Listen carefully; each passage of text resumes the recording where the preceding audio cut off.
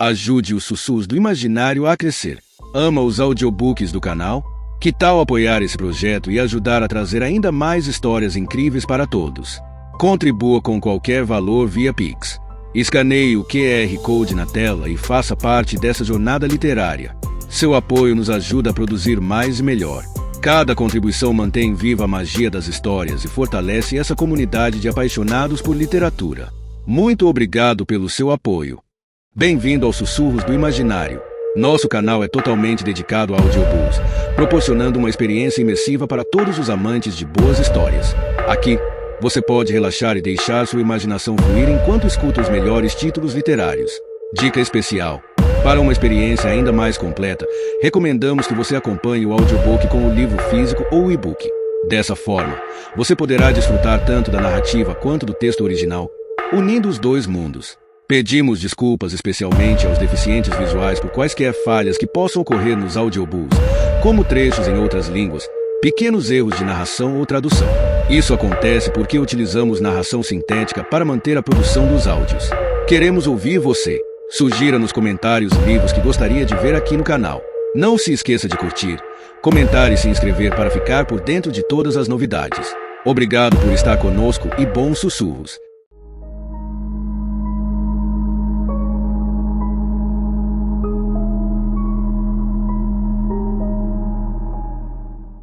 Capítulo 3. Conspirações. Aruta atacou furiosamente. Lowry encorajou Garda a se esforçar mais à medida que o príncipe forçava seu companheiro de combate a recuar.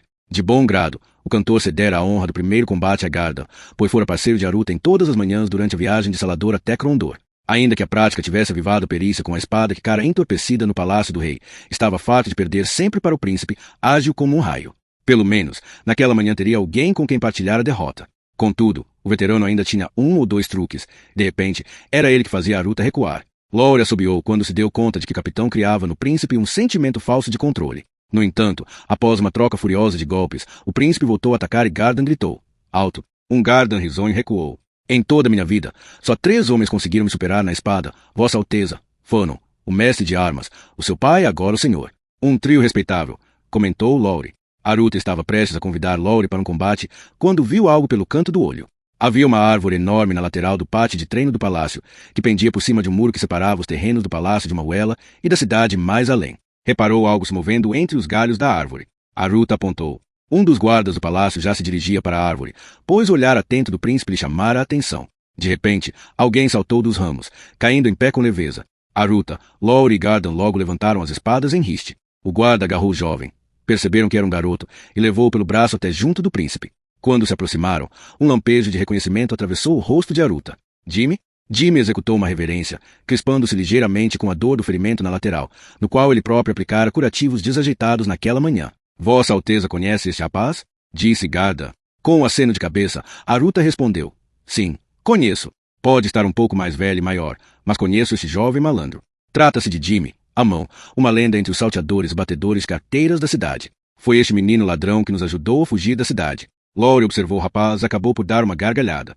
Nunca o havia visto direito, pois a estalagem estava às escuras quando os zombadores levaram a mim e ao Casumi para fora de Crondor. Mas, por meus olhos, é o mesmo rapaz. Há uma festa na casa de minha mãe. Jimmy sorriu, e todos se divertirão bastante. Quer dizer que vocês também se conhecem?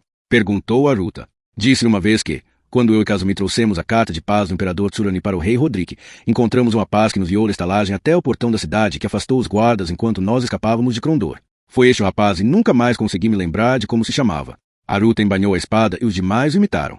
Pois bem, Jimmy, ainda que esteja feliz por voltar a vê-lo, temos de falar sobre a questão de você pular muros para entrar em meu palácio. Jimmy encolheu os ombros. Julguei que seria possível Vossa Alteza estar disposta a receber um velho conhecido, mas duvido que conseguisse convencer os guardas do capitão a lhe dar o recado. Gardan sorriu diante da resposta impertinente e fez sinal ao guarda para largar o braço do rapaz. Talvez tenha razão, maltrapilho. De súbito, Jimmy percebeu que devia parecer péssimo à vista daqueles homens habituados aos residentes bem vestidos, se bem tratados do palácio. Do cabelo mal cortado até os pés descalços e sujos, parecia um autêntico pedinte. Foi então que Jimmy percebeu o humor no olhar de Garda. Não deixe a aparência enganá-lo, Garda. Ele é capaz de muito mais do que se julgaria possível na sua idade. A Jimmy, Aruta disse, de certa forma, você traz descrédito aos guardas de Garda ao entrar deste modo. Suponho que tenho motivo para me procurar. Não? Tenho, Vossa Alteza. Assunto de grande importância e urgência. Aruta sentiu. Pois bem, que assuntos tão importantes e urgentes são esses? Ah, alguém colocou a sua cabeça a prêmio. O rosto de Garda evidenciou o choque. O quê? Como? Lowry perguntou. O que o leva a pensar isso? Perguntou Aruta. Por que alguém já tentou arrecadar esse prêmio? Além de Aruta, Lowry e Garda, duas outras pessoas escutavam a história do rapaz na sala do conselho do príncipe. O conde Volney de Landettenla, que já fora assistente do chanceler do principado, Lord Dulanik, o duque de Krondor, que desaparecera durante o período em que Guy do Bashira fora vice-rei. Sentado ao lado de Volney, o padre Natan, um sacerdote de Sung, a Branca, deusa da Senda Única, outrora um dos conselheiros principais do príncipe Erlan, e presente a pedido de Garda. Aruta não conhecia aqueles dois homens. Contudo, durante os meses em que estivera ausente, Gardan ganhará conança na opinião dos dois e Aruta tinha essa opinião em alta conta. Gardan assumirá praticamente a função de marechal da corte de Krondor, tal como Volney assumirá o posto de chanceler, durante a ausência de Aruta.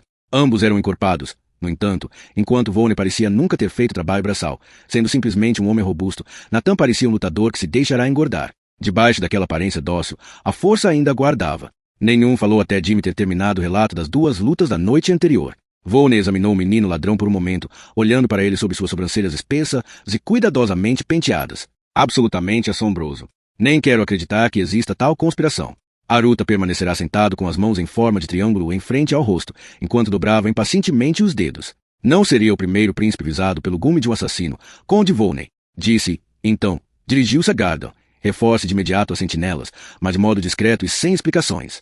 Não quero que circulem rumores pelo palácio. Dentro de 2 semanas teremos entre estas paredes todos os grandes nobres do reino, bem como meu irmão.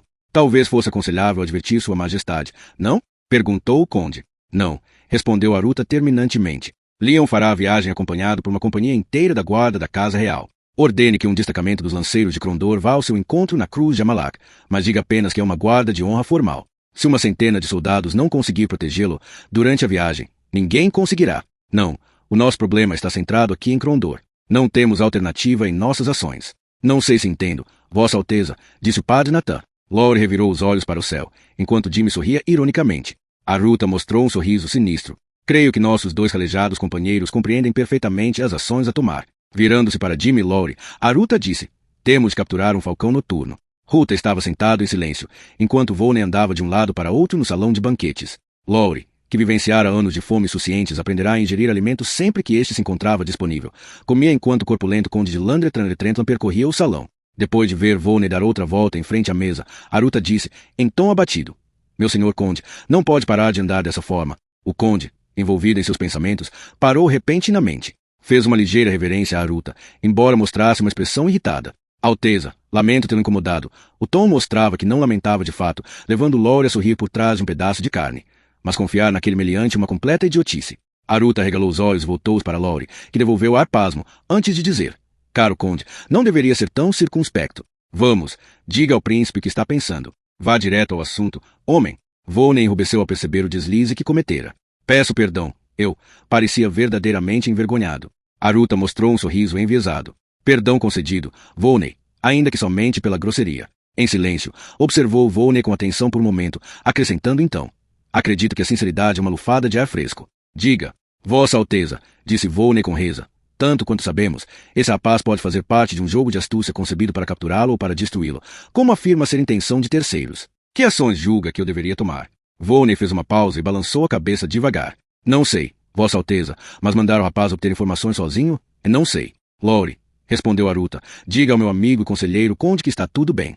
Engolindo um gole de bom vinho, Lowry disse, está tudo bem, conde. Quando Aruta olhou para o menestrel de modo ameaçador, Lowry acrescentou, na verdade, senhor, tudo o que é possível está sendo feito. Conheço os meandros da cidade tão bem quanto é possível para um homem que não pertence ao grupo do justo. Jimmy é um zombador.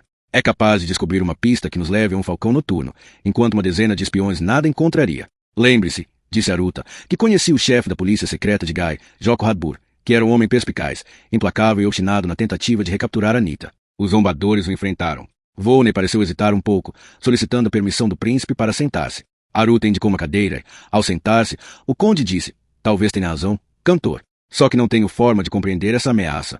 A ideia de assassinos à solta me deixa inquieto. Aruta inclinou-se sobre a mesa. Mais do que a mim? Lembre-se, Volney, que parece que era eu o alvo pretendido. Lowry assentiu. Com certeza não era de mim que andavam à procura. Seria, porventura, um amante da música? Contrapôs Aruta. Sarcástico, Volney suspirou. Lamento se não me comporto à altura desta questão. Foram várias as ocasiões em que desejei que minha administração do Principado chegasse ao fim. Que bobagem, Volney, disse Aruta. Você tem realizado um trabalho importantíssimo aqui. Quando Leon insistiu para que eu acompanhasse na viagem pelo Oriente, fui contra com base no fato de que o reino ocidental seria prejudicado sob qualquer comando que não fosse o meu, o que se devia aos efeitos do jugo de Bashira e não representava qualquer comentário quanto às suas capacidades. Porém, ficou feliz ao verificar que não foi esse o caso. Duvido que outro conseguisse ter feito melhor do que você na gestão dos assuntos diários do reino, Conde. Agradeço a Vossa Alteza, disse Volney, um pouco mais calmo devido ao elogio. Na verdade, ia solicitar a você que permanecesse. Uma vez que Dulani desapareceu misteriosamente, não temos um duque de Krondor que represente a cidade. Só daqui a 2 anos Leon poderá anunciar que o posto está vago. Caso contrário, seria uma desonra à memória de Dulani destituí-lo do cargo. Mas podemos todos partir do princípio de que ele morreu pelas mãos de Gaia ou de Hadbur. Por isso, julgo que, por enquanto, teremos de contar com você para desempenhar as funções de chanceler. Volney não parecia nada satisfeito com essas notícias, mas aceitou a proclamação de boa vontade, limitando-se a dizer: agradeço a confiança de Vossa Alteza. A conversa foi interrompida pelo surgimento de Gardan, padre Nathan e Jimmy. O pescoço de touro de Nathan parecia inchado ao carregar Jimmy até uma cadeira. O rapaz estava pálido e transpirava. Ignorando a etiqueta, Aruta apontou para uma cadeira, onde o sacerdote o colocou. O que aconteceu? Perguntou Aruta. Gardan parecia sorrir e, ao mesmo tempo, tinha um ar de reprovação.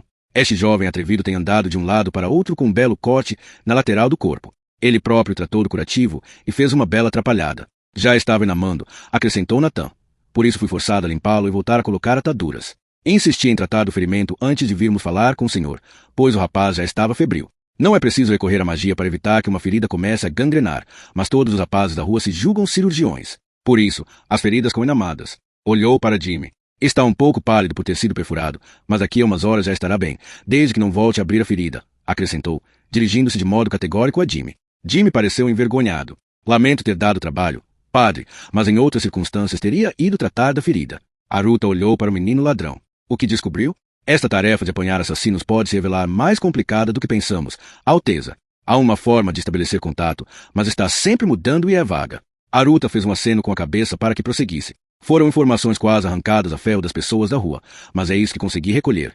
Quem quiser recorrer aos serviços da Guilda da Morte tem de se deslocar ao templo de Lins Kragma.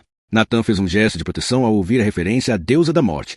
Tem de se proferir uma oração e se colocar uma oferenda na urna assinalada. O ouro deve ser envolvido em um pergaminho onde estará escrito o nome do interessado. O contato será feito quando lhes convier, no prazo de 1 dia. Indicar-se a vítima, eles indicam o preço. Paga-se ou não se paga. Caso se pague, eles dirão onde e quando se deve deixar o ouro. Caso não se pague, desaparecem e não será mais possível contatá-los. Simples, disse Lowry. Eles estipulam o dia e o local, de modo que será difícil armar uma cilada. Impossível, eu diria, interveio Garda. Nada é impossível, armou Aruta, revelando uma expressão que mostrava que estava perdido em pensamentos. Já sei, exclamou Lowry depois de um tempo. Aruta e os demais olharam para o cantor. Jimmy, você diz que contatam quem quer que deixe o ouro no prazo de 1 dia. Jimmy coormou. Então só precisamos garantir que quem quer que deixe o ouro fique em um local. Em um local que consigamos controlar. Uma ideia bastante simples, disse Aruta, quando pensamos nela, Lowry. Mas onde? Existem alguns lugares que podemos ocupar por algum tempo, Vossa Alteza, respondeu Jimmy. Mas os proprietários não são de confiança. Eu sei de um lugar, disse Lowry, caso o amigo Jimmy, a mão, esteja disposto a algumas orações, o que diminuirá a probabilidade de os falcões noturnos julgarem se tratar de uma cilada. Não sei, disse Jimmy. As coisas andam esquisitas em Krondor. Se desconarem de mim, poderemos não ter outra oportunidade. Recordou-os o ataque de Jack e do companheiro desconhecido armado com a besta. Pode ter sido por rancor. Já conheci homens que enlouquecem por causa de coisas ainda mais banais do que um apelido, mas se não foi por isso. Se, de alguma forma, Jack estava envolvido com o assassino. Então, continuou Lowry, isso significa que os falcões noturnos conseguiram converter um membro importante dos zombadores à causa deles. Jimmy pareceu transtornado e deixou cair sua máscara de bravura. Isso tem me incomodado tanto quanto a ideia de alguém cravar uma haste de besta em Sua Alteza. Tenho descuidado de meu juramento aos zombadores. Ontem à noite, devia ter dito a todos, e tenho mesmo que fazer isso agora. Pareceu preparado para se levantar. Volney pousou uma mão firme no ombro de Jimmy. Que rapaz mais presunçoso. Está armando que uma liga de meliantes qualquer merece mais consideração do que o perigo que o príncipe, possivelmente, seu rei corre? O Jimmy parecia prestes a retrucar quando Aruta interveio. Creio que é isso mesmo que o rapaz disse, Volney. Ele prestou o juramento. Lowry apressou-se a chegar junto do rapaz. Empurrando Volney para o lado, inclinou-se de modo a ficar com o rosto no mesmo nível do de Jimmy. Você tem suas preocupações. Sabemos disso, rapaz, mas parece que tudo está acontecendo rápido demais. Se alguém se entrou nos zombadores, o fato de falar cedo demais poderá levar essa ou essas pessoas a cobrir as pistas. Se conseguirmos chegar a um desses falcões noturnos, deixou o pensamento em suspenso. Jimmy aqueceu. Se o justo seguir sua lógica, pode ser que eu consiga sobreviver. Cantor. Estou quase além do ponto em que ainda consigo cobrir minhas ações com uma simples história. Logo terei de prestar contas. Muito bem, levarei um bilhete ao tempo da arrastadora de redes. E não será brincadeira nenhuma quando pedir a ela que guarde lugar para mim caso tenha chegado minha hora. Pois bem, disse Laurie, e eu tenho de ir ver um velho amigo para pedir emprestada sua taverna. Muito bem, disse Aruta. Amanhã montamos a armadilha. Sob o olhar de Volney, Nathan e Gardel, Laurie e Jimmy saíram, embrenhados em conversas enquanto faziam planos. Aruta seguiu logo atrás. Seus olhos escuros ocultavam a raiva que ardia silenciosa dentro dele. Após tantos anos de cunitos durante a guerra do portal, regressara a Krondor na esperança de uma vida longa e tranquila ao lado de Anita. No entanto, havia alguém que ousava ameaçar aquela vida tranquila. E essa pessoa iria pagar caro. Papagaio Arco-Íris estava em silêncio. As janelas que protegiam a taverna das tempestades haviam sido fechadas por causa de um temporal repentino vindo do mar amargo. Por isso o bar se encontrava coberto por neblina, fumaça azul da lareira e de uma dezena de cachimbos de clientes. Aos olhos de um observador qualquer, o lugar tinha o ambiente típico de uma noite de chuva. Lucas, o proprietário, e seus dois vios se encontravam atrás do balcão comprido. De vez em quando, um deles cruzava a porta da cozinha para ir buscar refeições e levá-las até as mesas. No canto junto à lareira, do lado oposto às escadas que levavam ao primeiro piso, um menestrel louro cantava uma canção serena acerca de um marujo longe de casa. Uma observação mais minuciosa teria revelado que os homens nas mesas mal tinham tocado nas cervejas. Embora de aspecto rude, não pareciam trabalhadores das docas nem marujos recém-chegados de viagens marítimas. Todos apresentavam semblantes severos e suas cicatrizes haviam sido conquistadas em batalhas passadas, e não em rixas de tavernas. Eram todos membros da companhia de Gardel, ou seja, parte da guarda real, alguns veteranos experientes dos exércitos do Ocidente que haviam lutado durante a Guerra do Portal. Na cozinha, trabalhavam 5 novos cozinheiros e aprendizes. No piso de cima, no quarto mais próximo das escadas, Aruta, Gardel e 5 soldados aguardavam pacientemente. No total, Aruta posicionara 24 homens na estalagem. Os homens de Aruta eram os únicos ali presentes, uma vez que o último habitante local saíra quando o temporal começara. No canto mais afastado da porta, Jimmy, à mão, aguardava. Algo perturbara o dia todo, embora não conseguisse identificar do que se tratava. Porém sabia de uma coisa. Se naquela noite fosse ele entrar naquele lugar, sua cautela, fruto da experiência, o teria advertido a não car. Esperava que o agente dos falcões noturnos não fosse tão perspicaz. Havia algo ali que não estava certo. Jimmy recostou-se, mordiscando distraidamente o queijo e pensando sobre o que divergia do normal. Já passará uma hora desde o crepúsculo e ainda não havia qualquer sinal de alguém que pudesse vir da parte dos falcões noturnos. Jimmy viera para lá diretamente do templo, certificando-se de que vários pedintes que conheciam bem o vissem passar. Se alguém em Krondor quisesse encontrá-lo, as informações sobre seu paradeiro poderiam ser adquiridas de forma fácil e barata. A porta principal se abriu e 2 homens entraram, sacudindo a água da chuva das capas. Ambos aparentavam ser guerreiros, talvez mercenários que tinham acabado de ganhar uma bolsa com uma quantidade significativa de prata por protegerem as caravanas de algum mercador. Vestiam-se de modo idêntico, armadura de couro, botas altas, sabre na cintura e escudos pendurados às costas sob as capas que os cobriam. O indivíduo mais alto, com uma mecha grisalha no cabelo preto, pediu cervejas. O outro, um homem esguio e louro, olhou em volta. Jimmy ficou alarmado ao vê-lo semicerrar os olhos de uma forma peculiar. Ele também pressentira algo diferente na estalagem. Falou ao companheiro em voz baixa. O homem de cabelos grisalhos acenou com a cabeça e pegou as cervejas que o empregado lhe servirá. Depois de pagarem com cobres, os 2 homens foram até a única mesa disponível, que ficava ao lado da mesa de Jimmy. O homem grisalho se virou para Jimmy e perguntou: "Rapaz, essa taverna está sempre assim tão tristonha." Foi então que Jimmy se deu conta de qual fora o problema de todo aquele dia. Durante a espera, os guardas tinham adotado o hábito dos soldados de falarem em voz baixa. O salão estava despojado do ruído habitual dos locais de convívio. Jimmy levou o indicador aos lábios e sussurrou: "É por causa do menestrel." O homem virou a cabeça e escutou Laurie por um momento. Laurie era um intérprete talentoso e sua voz continuava agradável apesar do longo dia de trabalho. Quando terminou, Jimmy bateu o odre de cerveja com força na mesa. "Boa, menestrel. Outra, outra!" gritou atirando uma moeda de prata para o estrado onde Laurie estava sentado. Seu gesto efusivo foi seguido por gritos e exclamações similares quando os demais perceberam a necessidade de encenarem também. Foram atiradas várias moedas. Quando Laurie iniciou outra melodia, animada e maliciosa, regressou ao bar o ruído que em pouco diferia do zumbido normal das conversas. Os 2 desconhecidos recostaram-se nas cadeiras, se escutaram com atenção, falando esporadicamente entre eles. Descontraíram-se visivelmente quando o ambiente da sala mudou para aquele que esperavam. Jimmy ficou sentado por algum tempo, observando os 2 homens na mesa ao lado. Havia algo deslocado naqueles 2, algo que o importunava, tal como acontecerá pouco antes com o tom falso do salão. A porta voltou a se abrir. Outro homem entrou. Olhou ao redor enquanto sacudia a água da capa comprida, mas não tirou o volumoso agasalho nem afastou o capuz. Viu Jimmy e aproximou-se da mesa. Sem esperar pelo convite, puxou uma cadeira e sentou-se. Você tem nome? Perguntou em tom sussurrado. Jimmy acenou armativamente com a cabeça e inclinou-se para a frente com o intuito de falar. Ao fazê-lo, percebeu 4 fatos. Os homens da mesa ao lado, apesar do aspecto informal, tinham espadas e escudos à mão e precisavam somente de um instante para os empunharem. Eles não bebiam como mercenários recém-chegados à cidade após uma longa viagem. Na verdade, quase não tinham tocado nas bebidas. Além disso, o homem do lado oposto de Jimmy tinha uma mão escondida debaixo da capa desde que entrará. Porém, ainda mais revelador era o fato de os 3 homens estarem usando grandes anéis, pretos na mão esquerda, com o desenho de um falcão cinzelado, semelhante ao talismã que tirara do companheiro de Jack risonho. Os pensamentos de Jimmy surgiam a toda velocidade, pois já vira anéis semelhantes e compreendia para que serviam.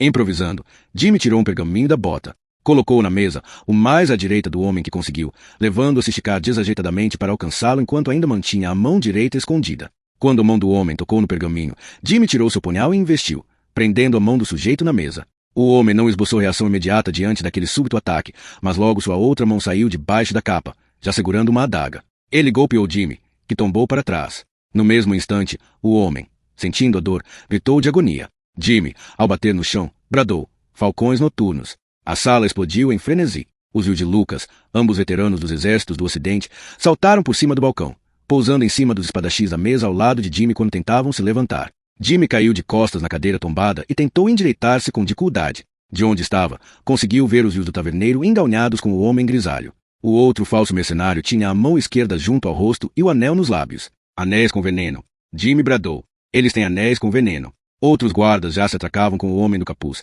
enquanto ele se debatia desesperadamente para retirar o anel da mão presa. Mas logo foi agarrado com força pelos 3 homens que o rodearam, ficando incapaz de se mexer. O homem de cabelos grisalhos deu um pontapé num dos oponentes, rolou para longe, pôs-se em pé de um salto e correu na direção da porta, derrubando 2 homens surpreendidos por seus movimentos repentinos. Por um instante, o caminho até a porta ficou livre, enquanto imprecações invadiam a sala, vindas de soldados que tentavam contornar a confusão de mesas e cadeiras. O falcão noturno chegava à porta quando um lutador mais esbelto se interpôs. O assassino deu um salto para a porta. Com uma velocidade quase sobrenatural, Aruta avançou e deu uma pancada na cabeça do homem grisalho com o cabo do orete. O homem, aturdido, cambaleou por um segundo e caiu inconsciente no chão. Aruta se manteve de pé, olhando em volta do bar. O assassino louro jazia com olhos inexpressivos contemplando o teto, evidentemente morto. A capa do homem encapuzado estava puxada para trás e ele estava pálido de dor enquanto a adaga que prendia a mão na mesa era retirada. Eram 3 os soldados que o detinham, embora parecesse bastante enfraquecido para conseguir permanecer em pé.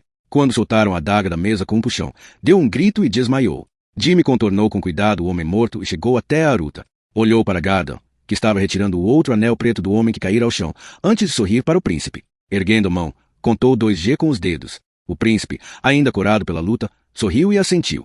Nenhum de seus homens parecia ferido e tinham capturado 2 assassinos. Mantenha-os sob vigilância constante e não deixe que ninguém de fora os veja quando os levar para o palácio, disse, dirigindo-se a Garda. Não quero que rumores se espalhem. Lucas e outros podem correr perigo quando derem por falta destes 3, caso outros membros da Guilda da Morte estejam por perto. Deixe aqui homens suficientes para manter a aparência de uma noite normal de funcionamento até o estabelecimento fechar, e pague ao Lucas o dobro pelos estragos, apresentando nossos agradecimentos.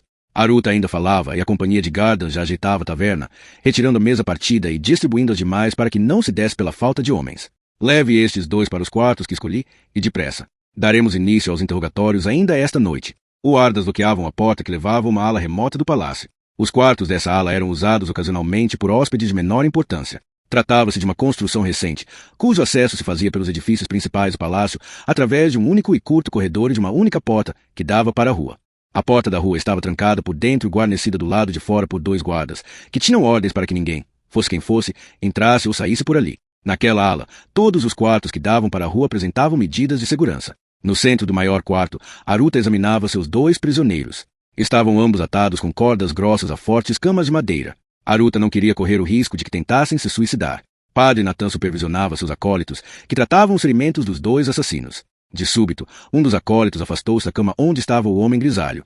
Olhou para Natan com uma expressão que revelava confusão. Padre, venha ver. Jimmy e Laurie seguiram o sacerdote e Aruta. Natan correu atrás do acólito e todos ouviram encher os pulmões de ar, que Sung nos revela o caminho. A couraça do homem grisalho fora cortada, revelando uma túnica negra que trazia por baixo, bordada com uma rede de pescador prateada. Natan afastou a túnica do outro prisioneiro. Debaixo dessa túnica estava outra, preta como a noite, revelando também uma rede prateada por cima do coração. A mão do prisioneiro fora enfaixada e ele recobrara os sentidos. Encarava em ar de desafio o sacerdote, de Sung com ódio absoluto no olhar. Natan chamou o príncipe de lado.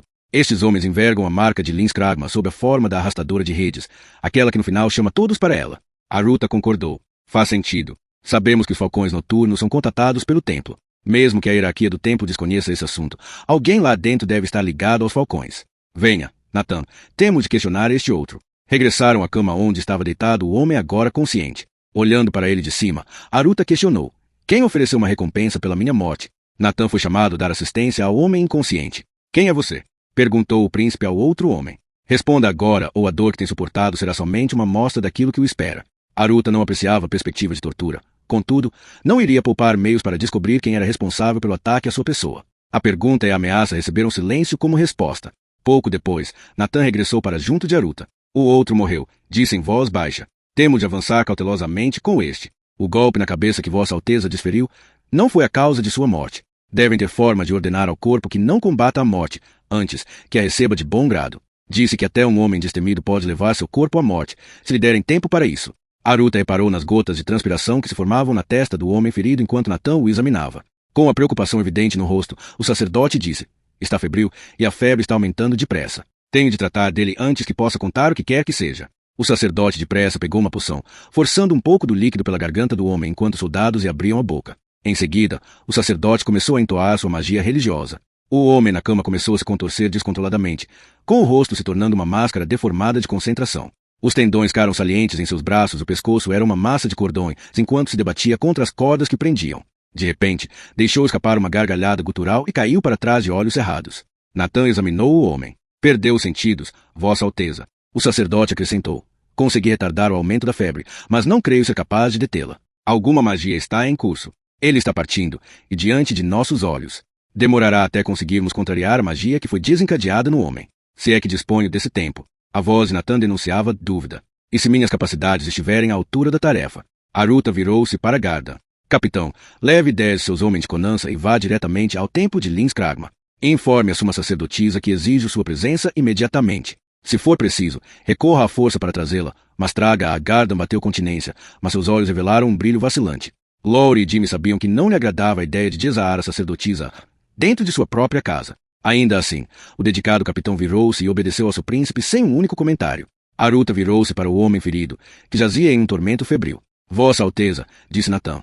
A febre não para de aumentar, ainda que devagar. Quanto tempo ele tem? Se não conseguirmos fazer nada ao longo da noite, não muito tempo. Frustrado, Aruta bateu na palma da mão esquerda com o punho direito. Faltavam menos de 6 horas para o amanhecer. Menos de 6 horas para descobrir a causa do ataque dirigido contra ele. Caso aquele homem morresse, regressariam ao ponto de partida ou pior, pois seu inimigo desconhecido certamente não voltaria a cair em uma cilada. Não há mais nada que você possa fazer? Perguntou Lowry em voz baixa. Natan ponderou. Talvez.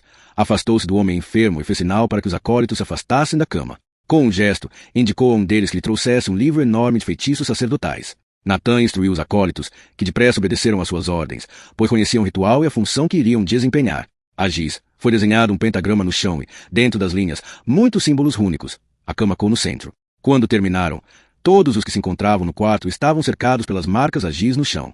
Em cada ponta do desenho foi colocada uma vela acesa. A cesta foi dada a Natan, que estudava o livro. Natan começou a deslocar a vela, formando um padrão intricado enquanto lia em voz alta, em um idioma desconhecido para os presentes que não faziam parte do clero. Os acólitos afastaram-se para o lado, respondendo em uníssono em vários momentos do encantamento. Os demais sentiram um silêncio inusitado no ar. Quando as sílabas nais foram proferidas, o moribundo gemeu, emitindo um som débil e lastimoso. Natan fechou o livro. Nenhuma entidade com poder inferior ao de um intermediário dos próprios deuses poderá passar pelos limites do pentagrama sem minha autorização. Nenhum espírito, demônio ou ser enviado por algum intermediário das trevas poderá nos incomodar. Natan ordenou a todos os presentes que se posicionassem fora do pentagrama, voltou a abrir o livro e começou a entoar outro cântico. As palavras saíam rapidamente da boca do corpulento sacerdote. Terminou o feitiço e apontou para o homem na cama. Aruta olhou para o enfermo e não viu nada de errado, mas, ao se virar para falar com Lowry, reparou em uma alteração. Pelo canto do olho, conseguiu discernir uma auréola de luz débil que o envolvia e invadia o pentagrama, mas que não era visível quando se olhava diretamente. Tratava-se de uma luz com cor de quartzo esbranquiçado. O que é aquilo? Perguntou. Natan respondeu. Abrandei a passagem do tempo para aquele homem, Vossa Alteza. Para ele, 1 hora não é mais do que um instante. O efeito durará até o amanhecer, mas, para ele, não terá passado mais do que um quarto de hora. Assim, ganhamos tempo. Com sorte, sobreviverá até o meio-dia. Podemos falar com ele? Não, pois soaríamos como zumbido de abelhas. Porém, se precisarmos, posso anular o feitiço. Aruta observou o homem febril, que se contorcia devagar. Sua mão parecia parada a 1 centímetro acima da cama, suspensa no espaço.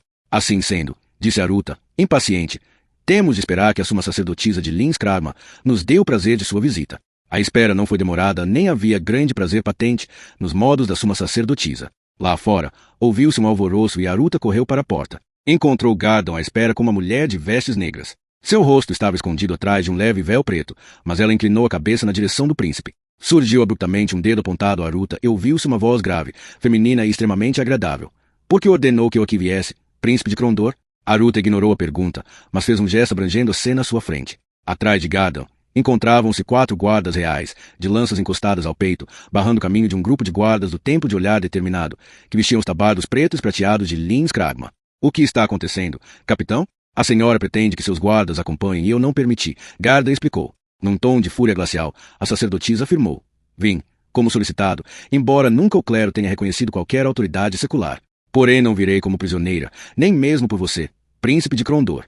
2 dos seus guardas podem entrar, mas terão de ficar afastados do prisioneiro. Aruta respondeu.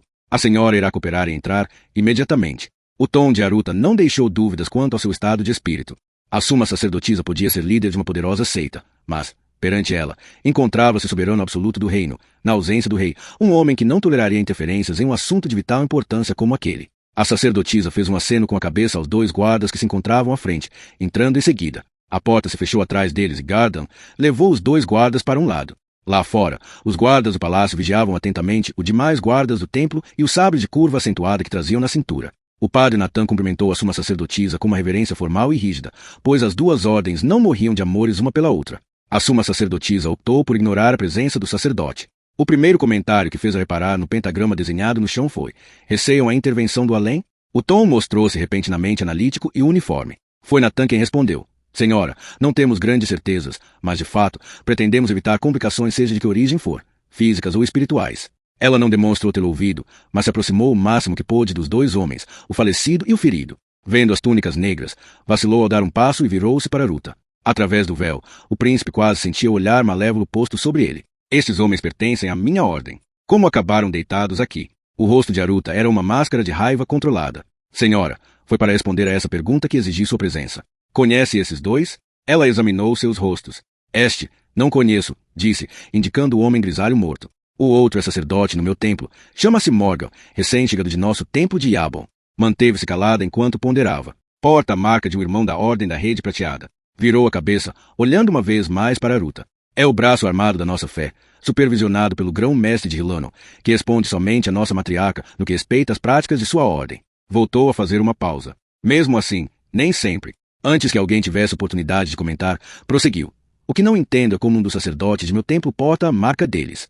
Ele é membro da ordem e está se fazendo passar por sacerdote? Será um sacerdote que está assumindo o papel de guerreiro? Ou será que não é sacerdote nem irmão da ordem, mas sim um impostor tanto em um caso quanto no outro? Qualquer uma dessas 3 possibilidades é proibida, sob pena da ira de Linskragma. Por que ele está aqui? Aruta respondeu. Senhora, se diz a verdade, ela pareceu catensa diante da sugestão de uma possível falsidade. O que está acontecendo diz respeito ao seu templo, da mesma forma que diz respeito a mim.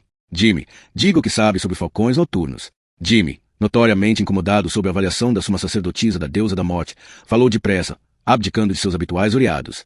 Quando terminou, a suma sacerdotisa disse, Vossa Alteza, o que conta é uma infâmia sobre nossa deusa. Sua voz revelava uma raiva gélida. Outrora, alguns réis procuravam sacrifícios, mas essas práticas há muito tempo foram abandonadas. A morte é uma deusa paciente. A seu tempo, todos irão conhecê-la. Não precisamos de assassinos trajados de preto. Desejo falar com este homem. Indicou o prisioneiro. Aruta hesitou e reparou que o padre Natan balançava a cabeça discretamente. Então Natan disse, ele está prestes a falecer. Restam-lhe poucas horas se não for obrigado a esforços adicionais. Caso o interrogatório venha a se revelar rigoroso, ele poderá morrer antes de conseguirmos ir ao fundo destas águas escuras. Que motivo tem para se preocupar, sacerdote? Perguntou a suma sacerdotisa. Mesmo que morra, continuará a ser meu súdito. Sou a mão efêmera de Linskragma. Em seu reino, descortinarei as verdades que nenhum homem vivo poderá alcançar. O padre Natan fez uma reverência. No reino da morte é, de fato, suprema. E acrescentou a Aruta, posso retirar-me com meus irmãos, Vossa Alteza? Minha ordem considera tais práticas ofensivas. O príncipe assentiu e a suma sacerdotisa disse, antes de ir, retire o encanto de lentidão que invocou. Causará menos complicações do que se for eu a fazê-lo. Natan obedeceu sem delongas e o homem na cama começou a gemer febrilmente. O sacerdote e os acólitos de Sung se apressaram a sair, depois de partirem. A suma sacerdotisa disse, este pentagrama ajudará a evitar que forças externas enterram em nossos atos. Peço-lhe que permaneça do lado de fora, pois dentro de seus limites cada pessoa cria ondas no tecido da magia. Este é um rito sagrado, pois, seja qual for o resultado, Nossa Senhora certamente virá reclamar este homem. Aruta e os demais aguardaram fora do pentagrama e a sacerdotisa continuou. Fale somente quando eu lhe der autorização e certique-se de que as velas não se apaguem ou as forças que se revelariam se perderão, e serão difíceis de invocar novamente. A suma sacerdotisa afastou o véu preto e Aruta quase se mostrou chocado perante seu aspecto. Era pouco mais do que uma moça, e de grande beleza, de olhos azuis e pele do tom rosa da aurora. As sobrancelhas davam indicação de que o cabelo seria louro claro. Levantou as mãos acima da cabeça e começou a orar. Sua voz era delicada, musical, mas as palavras eram estranhas e assustavam quem as ouvia. O homem na cama se contorcia à medida que ela prosseguia o encantamento. De súbito, abriu os olhos olhando para o teto. Pareceu começar com convulsões, forçando as cordas que o prendiam. Ao relaxar, virou a cabeça e olhou para suma sacerdotisa. Uma expressão distante cruzou seu rosto, enquanto os olhos pareciam distinguir com clareza para logo caírem turvos. Pouco depois, um sorriso estranho e sinistro formou-se em seus lábios, ganhando uma expressão de escárnio cruel. Abriu a boca e a voz que de lá saiu era grave e cavernosa. Em que posso servi-la, minha senhora? A suma sacerdotisa franziu ligeiramente a testa como se tivesse detectado algo volúvel nos modos do homem, mas manteve a compostura e disse em tom impositivo, você veste o manto da ordem da rede prateada. No entanto, você serve no templo. Explique tal perfídia. O homem riu, uma gargalhada aguda como um guincho, que foi diminuindo de intensidade. Sou aquele que serve. Ela parou, pois a resposta não foi de seu agrado. Responda, então, a quem serve? Veio outra gargalhada e o corpo do homem se enrijeceu uma vez mais ao forçar as cordas que prendiam. Em sua testa surgiram gotas de transpiração, e os músculos dos braços ficaram salientes ao empurrar as cordas. Acabou por relaxar e voltou a rir. Sou aquele que foi apanhado. A quem serve? Sou aquele que é um peixe. Fui apanhado numa rede. Uma vez mais, deu uma gargalhada ensandecida e puxou as cordas quase convulsionando. Enquanto puxava, o suor lhe escorria em quantidade. Guinchando, puxou as amarras uma e outra vez. Como parecia que ia partir os próprios ossos diante do esforço, o homem gritou, murmando a mus. Auxilie seu servo. De súbito, uma das velas se apagou ao soprar no quarto um vento vindo de um lugar desconhecido. O homem reagiu com uma única convulsão, curvando o corpo em arco, tocando somente com os pés a cabeça na cama e puxando as cordas com tanta força que a pele se rasgou e começou a sangrar. Repentinamente, sucumbiu na cama. A suma sacerdotisa deu um passo para trás, avançando depois para observar o homem. Em voz baixa, disse, morreu. Acendam a vela novamente. Aruta fez sinal e um guarda acendeu o pavio de outra vela e voltou a acender a que tinha se apagado. A sacerdotisa começou outro encantamento. Enquanto o primeiro causará um desconforto ligeiro, aquele trazia uma sensação de pavor, um frio vindo do canto mais remoto de uma terra de infortúnio, perdida e gélida. Trazia o eco do choro daqueles para os quais já não existia consolo nem esperança. Não obstante, em seu interior existia outra qualidade, poderosa e atraente, uma sensação quase sedutora de que, de certa forma, seria maravilhoso abandonar todos os fardos e repousar. À medida que o feitiço prosseguia, os sentimentos agourentos aumentavam e aqueles que aguardavam lutavam contra a vontade de fugir para longe do som da voz da suma sacerdotisa que lançava o encantamento. Então o feitiço terminou. O quarto parecia um túmulo, tal era o silêncio. A suma sacerdotisa falou no idioma do rei. Você, cujo corpo está em nossa presença, mas que está agora sujeito à vontade de Nossa Senhora, Lins Kragma, escute o que digo. Tal como Nossa Senhora da Morte tudo domina no Nau, assim eu lhe ordeno em seu nome. Regresse. A forma na cama agitou-se, mas se manteve silenciosa. Regresse, gritou a suma sacerdotisa, e a silhueta voltou a se mexer. Com um movimento repentino, a cabeça do homem morto se levantou e abriu os olhos. Parecia olhar em volta do quarto, mas, ainda que tivesse os olhos abertos, eles permaneciam revirados e só as córneas estavam visíveis. No entanto, permanecia a sensação de que o cadáver ainda conseguia ver, pois parou de mexer a cabeça como se estivesse olhando para a suma sacerdotisa. Abriu a boca e dela saiu uma gargalhada distante e gutural. A suma sacerdotisa aproximou-se. Silêncio. O morto calou-se, mas o rosto mostrou um esgar, uma expressão que se revelava aos poucos, terrível e malévola. As feições começaram a se contorcer, mexendo-se como se o rosto do homem estivesse sujeito a uma inusitada paralisia. A carne do rosto estremeceu, afundando em seguida, como se transformada em ser aquecida. A cor da pele se alterou sutilmente, empalidecendo até ficar quase branca. A testa subiu e o queixo pareceu ganhar contornos mais delicados. O nariz se arqueou um pouco mais e as orelhas ficaram pontiagudas. O cabelo escureceu até ficar preto. Não tardou para que o homem que haviam interrogado desaparecesse, dando lugar a uma forma que já nada tinha de humana. Em voz baixa, Laura exclamou, pelos deuses, um irmão da senda das trevas. Jimmy mudou o peso do corpo de uma perna para outra, mostrando desconforto. Seu irmão Morgan vem de muito mais ao norte do que a cidade de Yabon, senhora, murmurou. Seu tom de voz não indicava qualquer humor, somente medo. Uma vez mais, o vento frio vindo de lugar ignorado soprou, e a suma sacerdotisa virou-se para Aruta. Tinha os olhos arregalados de medo e parecia falar, mas ninguém conseguia ouvir o que dizia. A criatura na cama, um dos odiados primos sinistros dos elfos, guinchava com uma satisfação desvairada. Em uma súbita e chocante exibição de força, o Moredel arrebentou as cordas, libertou um braço e o outro, em seguida. Antes que os guardas conseguissem reagir, arrebentou as cordas que lhe prendiam as pernas. De imediato, a coisa morta estava em pé, saltando sobre a suma sacerdotisa. A mulher manteve-se, irradiando uma sensação de poder. Apontou a mão para a criatura. Pare! O Moredel obedeceu.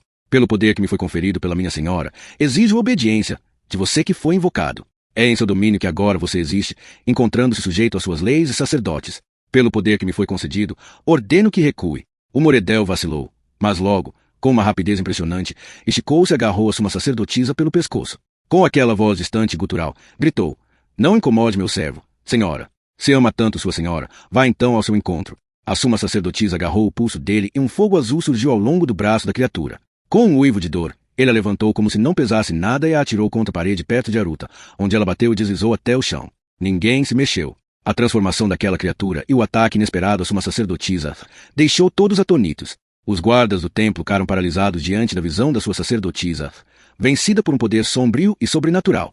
Garda e seus homens encontravam-se igualmente estupefatos. Com outro uivo ribombante à guisa de gargalhada, a criatura virou-se para Aruta. Enfim, senhor do ocidente, estamos cara a cara, e sua hora chegou. O Moredel cambaleou ligeiramente antes de avançar para Aruta. Os guardas do templo recuperaram-se um instante antes dos homens de Garda. Os dois soldados de farda preta e prateada saltaram para a frente. Um deles se posicionou entre o Moredel que avançava e a sacerdotisa aturdida, enquanto o outro atacava a criatura. Os soldados de Aruta seguiram imediatamente atrás para impedir a criatura de alcançar o príncipe. Lowry lançou-se para a porta, chamando os guardas que estavam do lado de fora. O guarda do templo investiu com a cimitarra, empalando Moredel. Olhos cegos arregalaram-se, mostrando órbitas vermelhas, ao mesmo tempo que a criatura sorria com uma expressão horrível de satisfação. Em um átimo, estendeu as mãos e agarrou o pescoço do guarda. Com uma torção, partiu-lhe o pescoço e o atirou para o lado. O primeiro dos guardas de Aruta a alcançar a criatura atacou-a pelo anco com um golpe que lhe abriu um sulco ensanguentado nas costas. Com as costas da mão, o Moredel deu uma bofetada que derrubou o guarda. Levou a mão à cimitarra que arrancou do peito e, rosnando, atirou-a fora. Quando virou as costas, Gardan atacou de baixo e de trás. O enorme capitão agarrou a criatura com seus braços fortes e a ergueu do chão. As garras da criatura arranharam os braços de Gardan, que a manteve erguida evitando que avançasse para Aruta. Foi então que a criatura deu um pontapé para trás, batendo com o calcanhar na perna de Gardan, o que levou ambos ao chão. A criatura levantou-se. Quando Gardan tentou agarrá-la outra vez, tropeçou no corpo do guarda do templo. A porta se abriu em um rompante quando Lowry tirou a tranca, e por ele passaram a correr guardas do palácio e do templo. A criatura se encontrava a um golpe de espada de Aruta quando o primeiro guarda a atacou por trás, logo seguido por mais dois. Os guardas do templo se juntaram ao companheiro solitário, formando uma linha de defesa ao redor da suma sacerdotisa inconsciente. Os guardas de Aruta juntaram-se ao ataque ao Moredel. Gardan recuperou-se da queda e correu para junto de Aruta. Tem de sair, Vossa Alteza. Conseguimos mantê-lo aqui por superioridade numérica. Aruta, com a espada em riste, retorquiu. Por quanto tempo, Gardan? Como poderá deter uma criatura que já está morta? Jimmy, a mão, começou a se afastar de Aruta, encaminhando-se para a porta. Não conseguia desviar o olhar do monte de corpos se contorcendo. Os guardas batiam na criatura com cabos e punhos, procurando subjugá-la. Mãos e rostos estavam cobertos de um vermelho pegajoso, pois as garras da criatura não paravam de atacar. Lowry contornou a balbúrdia, procurando uma abertura, a espada apontada como um punhal. Vendo o ladrão correr para a porta, Lowry gritou. Aruta. Jimmy demonstra um raro bom senso. Parta. Deu uma estocada com a espada, ouvindo-se um gemido grave e arrepiante vindo do meio da confusão de corpos. Aruta foi tomado pela indecisão. O aglomerado parecia se deslocar em sua direção, como se o peso dos guardas servisse somente para abrandar o avanço da criatura. A voz do Moredel ressoou. Fuja, se quiser, senhor do ocidente, mas jamais encontrará refúgio de meus servidores. Como se tivesse recebido um ímpeto adicional de força, o Moredel elevou-se com grande poder, livrando-se dos guardas, que bateram naqueles que se protegiam à suma sacerdotisa, o que levou a criatura a cair momentaneamente solta e em pé. Estava coberta de sangue, com o rosto transformado em uma máscara de feridas que sangravam. De sua face pendia carne rasgada, o que conferia ao rosto do Moredel um esgar permanente e sinistro. Um dos guardas conseguiu levantar-se e quase decepou o braço direito da criatura com um golpe de espada. O Moredel girou repentinamente, rasgando o pescoço do homem com um único golpe de mão. Com o braço direito pendendo sem qualquer utilidade, o Moredel falou através de lábios frouxos e pendentes com uma voz úmida e gorgolejante. É da morte que me alimento. Venha, é da sua que vou me alimentar. Vindo de trás, 2 soldados saltaram para cima do Moredel, levando uma vez mais ao chão, na frente de Aruta. Ignorando os guardas, a criatura colocou a mão no príncipe, estendendo o braço são, com os dedos curvados como uma garra. Mais guardas saltaram para cima dele e Aruta lançou-se para frente, enando a espada no ombro da criatura e atravessando-a até as costas. A gura monstruosa estremeceu ligeiramente, logo retomando seu movimento para a frente. Como um caranguejo gigante e monstruoso, a massa de corpos avançou devagar para o príncipe.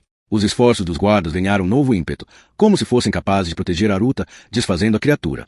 Aruta deu um passo para trás, pois sua relutância em fugir era lentamente esmagada pela recusa do Moredel em ser detido. Com um grito, um soldado foi atirado para longe, caindo com força. Ouviu-se um estalo quando sua cabeça bateu no chão de pedra. Outro gritou: Vossa Alteza, ele tem cada vez mais força.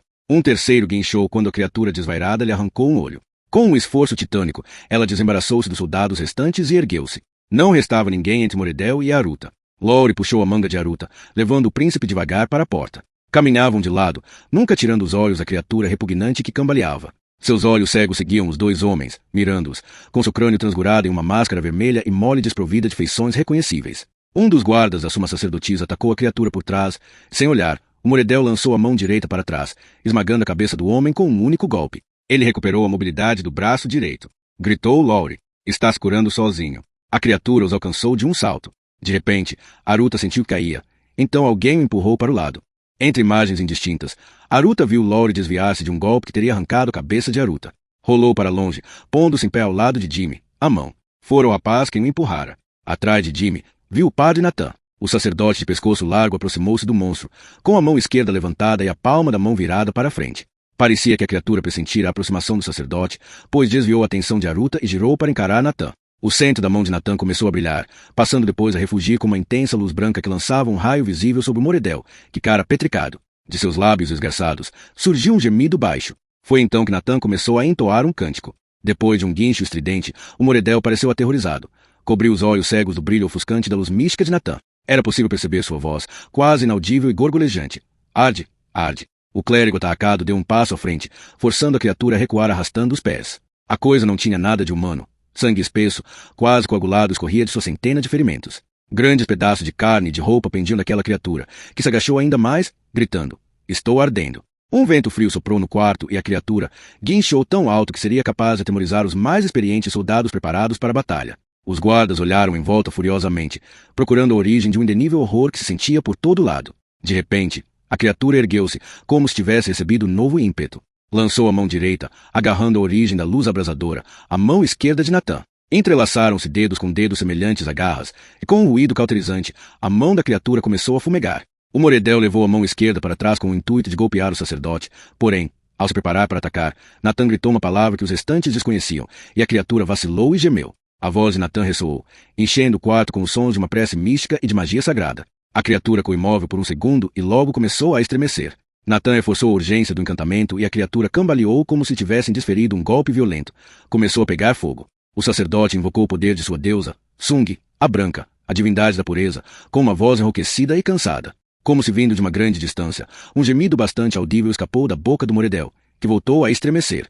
Preso naquela batalha mística, Nathan encolheu os ombros, como se fizesse força para afastar um peso enorme. O Moredel caiu de joelhos. Sua mão esquerda dobrou-se para trás, enquanto a voz de Nathan prosseguia entoando feitiços, monótona. Gotas de suor escorriam pela testa do sacerdote, cujas cordas vocais saltavam no pescoço. Surgiram bolhas na carne estraçalhada e nos músculos expostos à criatura, dando início a um grito ululante. Por todo o quarto, ouviu-se o som crepitante e sentiu-se o odor de carne queimada. De seu corpo ia uma fumaça oleosa e espessa, o que fez um dos guardas virar a cabeça e vomitar. Nathan arregalou ainda mais os olhos à medida que impunha sua força de vontade à criatura. Balançavam devagar, e a carne da criatura estalava, escurecendo e estuicando devido à magia do padre. O Moredel inclinou-se para trás cedendo à força do sacerdote. De súbito, uma energia azul percorreu o corpo que enegrecia sob os olhos de todos. Nathan libertou e a criatura tombou para o lado. Chamas saíam de seus olhos, boca e ouvidos. Logo foi engolido por labaredas que o reduziram a cinzas em um instante, enchendo o quarto com um cheiro de podridão e gordura. Lentamente, Nathan virou-se para Aruta e o príncipe deparou-se com um homem repentinamente envelhecido. Os olhos do clérigo estavam arregalados de seu rosto, coberto de suor. Vossa Alteza, acabou, disse, com a voz seca e rouca. Então, dando um passo lento, e logo outro, em direção ao príncipe. Natan esboçou um sorriso e tombou para frente, sendo amparado por Aruta antes de cair no chão.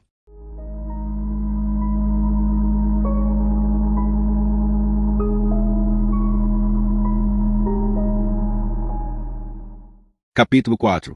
Revelações. Os pássaros chureavam dando as boas-vindas ao despertar do dia. Aruta, Lowry, Jimmy, Volney e Garda estavam sentados na sala de audiências privada do príncipe, aguardando notícias de Natan e da suma sacerdotisa.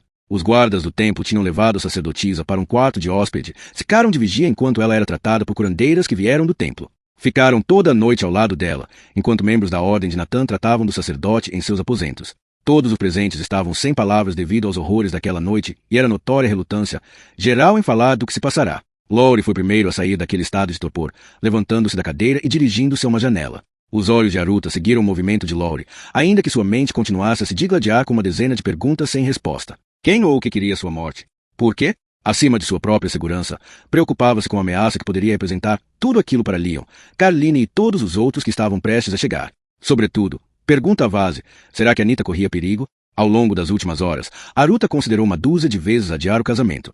Lowry sentou-se em um sofá ao lado de Jimmy, que quase cochilava. Em voz baixa, perguntou. Jimmy, como soube que devia buscar o padre Natan, quando a própria suma sacerdotisa se revelou incapaz? Jimmy se espreguiçou e bocejou. Foi uma coisa que me lembrei de quando era pequeno. Ao ouvi-lo, Gardan riu e a tensão na sala se atenuou. Até Aruta esboçou um sorriso, enquanto Jimmy prosseguia. Fui colocado uns tempos sob tutela de um tal padre Timothy, sacerdote de Astalon.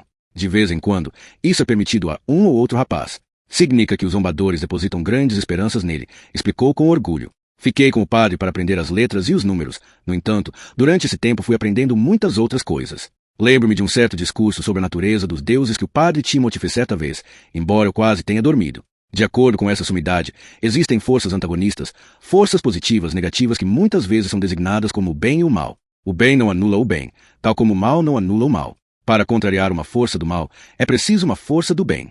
Grande parte das pessoas considera a suma sacerdotisa uma serva de poderes obscuros. Logo, ela não seria capaz de deter a criatura. Tinha esperança de que o padre poderia se opor a ela, uma vez que Sung e seus seguidores são considerados como forças do bem. Na verdade, não sabia se seria possível, mas não conseguia ficar olhando enquanto aquela coisa destruía os guardas do palácio um após outro. Teve uma boa intuição, disse Aruta, com um tom que revelava aprovação quanto à rapidez de pensamento de Jimmy. Um guarda entrou na sala e informou. Vossa Alteza, o sacerdote recuperou-se e solicita sua presença em seus aposentos. Aruta quase saltou da cadeira e saiu a passos largos, seguido de perto pelos outros. Ao longo de mais de um século, a tradição garantirá que o palácio do príncipe de Krondor possuísse um templo com altar a cada um dos deuses, de modo que qualquer hóspede encontrasse ali um lugar de consolo espiritual, independentemente da divindade que venerasse. A ordem responsável pelo templo mudava de tempos em tempos, à medida que mudavam os conselheiros do príncipe. Sob a administração de Aruta, os responsáveis pelo templo eram Natan e seus acólitos, tal como acontecerá durante o principado de Erla. A residência do sacerdote se encontrava atrás do templo, onde Aruta entrou por um grande abobadado corredor. No extremo oposto da nave, entrevia-se uma porta atrás do púlpito onde se encontrava o altar dedicado aos 4 deuses superiores. Aruta avançou para a porta, ouvindo o som das botas no piso de pedra ao passar pelos altares dedicados aos deuses inferiores de cada lado do templo. Ao se aproximar da porta para os aposentos de Natan, Aruta viu que estava aberta e percebeu movimento lá dentro. Ele entrou no quarto do sacerdote e os acólitos de Natan lhe abriram espaço. Aruta ficou impressionado com o ar austero do cômodo, que parecia uma cela sem qualquer bem pessoal ou decoração. O único artigo ornamental que se via era uma estatueta de Sung, representada como uma jovem e adorável mulher com um manto branco comprido.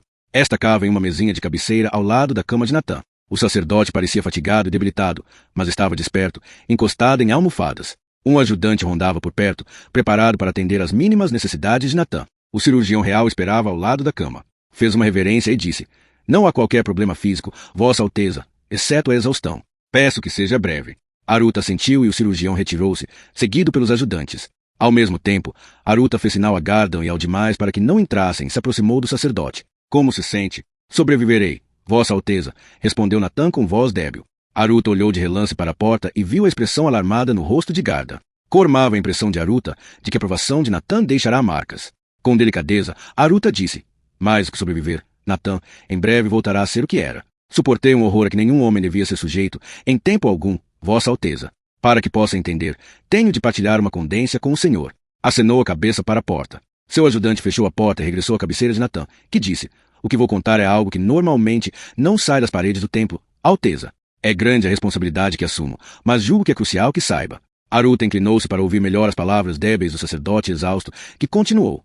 Tudo depende de uma ordem, Aruta, de um equilíbrio imposto por Ishap, aquele que está acima de todos. Os deuses superiores regem através dos deuses inferiores, a quem os sacerdotes servem. Cada ordem tem sua missão.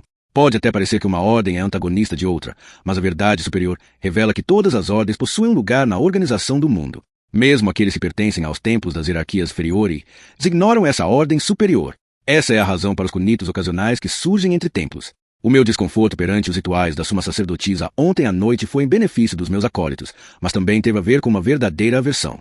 Aquilo que um indivíduo tem capacidade de compreender determina a verdade que lhe será revelada pelos templos. Muitos se esquecem dos conceitos simples de bem e mal, luz e escuridão, para viver em seu cotidiano. Você não faz parte desse grupo. Fui instruído nos ensinamentos da devoção ao único caminho, a ordem que melhor se adequa à minha natureza. Porém, tal como aqueles que alcançaram a mesma posição, conheço bem a natureza e as manifestações dos outros deuses e deusas. O que surgiu naquele quarto ontem à noite não é do meu conhecimento. Aruta pareceu perdido. O que quer dizer? Enquanto me debatia com a força que impelia o Moridel, consegui detectar um pouco de sua natureza. Trata-se de algo estranho, sombrio e terrível, desprovido de compaixão. É devastador e procura dominar ou destruir. Mesmo aqueles deuses que consideramos obscuros, como Lins Kragma e Gisva, não são efetivamente malecos quando se entende a verdade. No entanto, essa entidade aniquila a luz da esperança. É a encarnação do desespero. O auxiliar indicou que era hora de Aruta sair. Quando se dirigia à porta, Natan o chamou novamente. Espere, há mais detalhes que tem de compreender. Essa entidade partiu, não porque eu consegui vencê-la, mas porque lhe tirei o servo em que habitava. Ele não dispunha de meios físicos para prosseguir o ataque. Derrotei apenas o intermediário. Nesse momento, essa entidade revelou um pouco mais de si. Ainda não está preparada para enfrentar minha senhora do único caminho, mas a despreza, tal como despreza todos os outros deuses. Seu rosto transpareceu a preocupação que o inquietava. Aruta, essa entidade despreza os deuses. Natan sentou-se, estendendo a mão, e o príncipe assegurou. Vossa Alteza, trata-se de uma força que se considera suprema. Odeia e se eleva procurando aniquilar quem se opuser a ela. Calma, Natan, disse Aruta. O sacerdote aqueceu e recostou-se. Procure alguém que saiba mais do que eu, Aruta, pois pressentia ainda mais. Esse inimigo, essa escuridão que tudo abrange, está ganhando força. Durma, Natan, respondeu o príncipe. Deixe que isso não seja mais do que um pesadelo. Fez um aceno com a cabeça ao sacerdote ajudante e saiu. Ao passar pelo cirurgião real, ordenou. Ajude-o. Mais do que uma ordem, era um apelo. Passaram-se horas enquanto Aruta aguardava notícias da suma sacerdotisa de Lins Kragma. Estava sozinho, pois Jimmy dormia em um sofá baixo. Gardan fora tratar de seus destacamentos, Zivone ocupava-se em administrar o principado, pois Aruta estava absorto nos mistérios da noite anterior. Decidirá não comunicar todos os detalhes a Leon até a chegada do rei Akrondor. Anal, com um séquito de mais de uma centena de soldados, só um pequeno exército poderia colocar Leon em perigo, como já havia constatado. Aruta deu descanso aos seus pensamentos para observar Jimmy. Parecia uma criança respirando tranquilamente. Não dera importância ao ferimento que sofrerá, mas, logo que a situação se acalmou, adormecera quase de imediato. Garda o levará com cuidado para o sofá.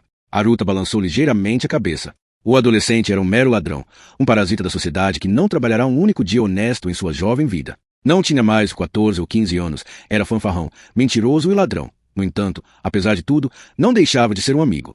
Aruta suspirou, pensando no que haveria de fazer com o rapaz. Um pajem na corte surgiu com uma mensagem da suma sacerdotisa, solicitando a presença imediata de Aruta. O príncipe levantou-se com cautela para não acordar Jimmy e seguiu o pajem até o local onde a suma sacerdotisa era tratada por suas curandeiras. Seus guardas estavam do lado de fora dos aposentos e os guardas do templo se encontravam do lado de dentro, uma concessão que quisera quando lhe fora solicitada pelo sacerdote que viera do templo. O sacerdote cumprimentou-o friamente, como se Aruta fosse o responsável pelos ferimentos de sua senhora. Conduziu até o quarto, onde uma sacerdotisa cuidava da líder do templo. Aruta ficou horrorizado com o aspecto da suma sacerdotisa. Estava na cama, apoiada em uma pilha de travesseiros, com o cabelo louro claro emoldurando-lhe o rosto lívido, como se o azul gélido do inverno tivesse se espalhado por suas feições. Parecia ter envelhecido 20 anos em um só dia. Contudo, ao achar o olhar em Aruta, a aura de poder ao seu redor ainda era perceptível. Está melhor, senhora? Perguntou Aruta, ao mesmo tempo que inclinava a cabeça na direção da suma sacerdotisa. Seu tom demonstrava preocupação. Minha senhora ainda tem incumbências para mim, Vossa Alteza. Parece que demorarei a me juntar a ela. Fico feliz em ouvir tais notícias. Vim como solicitou. A mulher sentada endireitou-se, encostada às almofadas. Em um movimento inconsciente, afastou o cabelo quase branco para trás e Aruta viu que, apesar do semblante duro, a suma sacerdotisa era uma mulher de beleza incomum, ainda que fosse uma beleza sem qualquer vestígio de fragilidade. Com voz ainda batida, a sacerdotisa disse: Aruta Kondon, nosso reino está em perigo, e isso não é tudo. Na esfera da Senhora da Morte, somente outra me supera, nossa mãe matriarca Enrilanon. Para além dela, ninguém deveria desaar meu poder na área da morte. Porém, algo surgiu e está desaando a própria deusa, algo que, embora ainda seja frágil e ainda esteja aprendendo a dominar suas capacidades, consegue subjugar meu controle sobre alguém no reino da minha senhora. Entende, de alguma forma, a importância de minhas palavras. É como se um bebê, que acabou de deixar o seio da mãe, tivesse chegado ao seu palácio, não, ao palácio de seu irmão, o rei, e tivesse virado contra ele todo o séquito, os guardas, até o próprio povo, tornando-o impotente no centro de seu poder. É isso que enfrentamos. E está crescendo. Neste exato momento, cresce em força e raiva. Além disso, é algo antigo. Ela regalou os olhos. De repente, Aruta viu um vestígio de loucura. É, ao mesmo tempo, velho e novo. Não entendo. Aruta fez um aceno de cabeça para a curandeira e virou-se para o sacerdote, que lhe indicou a saída. Ao chegar à porta, ouviu a voz da suma sacerdotisa, entrecortada por soluços. Vossa Alteza, sou Júlia, sumo sacerdote do círculo interno, disse o sacerdote quando saíram. Enviei uma mensagem ao templo de nossa mãe em Rilano reportando o que aconteceu aqui. Ele parecia incomodado com o que tinha a dizer. O mais provável é que me torne o sumo sacerdote de Lins Kragma dentro de poucos meses. Cuidaremos dela, disse, virando-se para a porta fechada. Mas ela jamais recuperará a capacidade de nos guiar ao serviço de Nossa Senhora. Voltou a olhar para Aruta. Os guardas do templo me contaram o que aconteceu ontem à noite, e acabei de ouvir as palavras da suma sacerdotisa. Se o tempo puder ajudar, conte conosco. Aruta ponderou as palavras daquele homem. Era habitual contar com o sacerdote de uma das ordens entre os conselheiros da nobreza. Eram muitos os assuntos de importância mística a enfrentar, motivo pelo qual a nobreza precisava de orientação espiritual. Por isso o pai de Aruta fora o primeiro a incluir um mago em seu grupo de conselheiros. Porém era rara a cooperação ativa entre templo e autoridade laica, entre os corpos regentes de ambos os lados. Os meus agradecimentos, Julian, falou Aruta por M. Quando tivermos uma percepção melhor do que teremos de enfrentar, não deixaremos de procurar seus sábios conselhos. Cheguei à conclusão de que minha percepção do mundo é um tanto limitada. Conto com seu precioso auxílio. O sacerdote inclinou a cabeça. Quando Aruta se preparava para partir, chamou. Vossa Alteza? Aruta olhou para trás, deparando-se com uma expressão preocupada no rosto do sacerdote. Diga, o senhor tem de descobrir que criatura é essa, Alteza. Depois, será preciso localizá-la e destruí-la por completo. Aruta conseguiu somente acenar com a cabeça. Voltou para a sala de reuniões.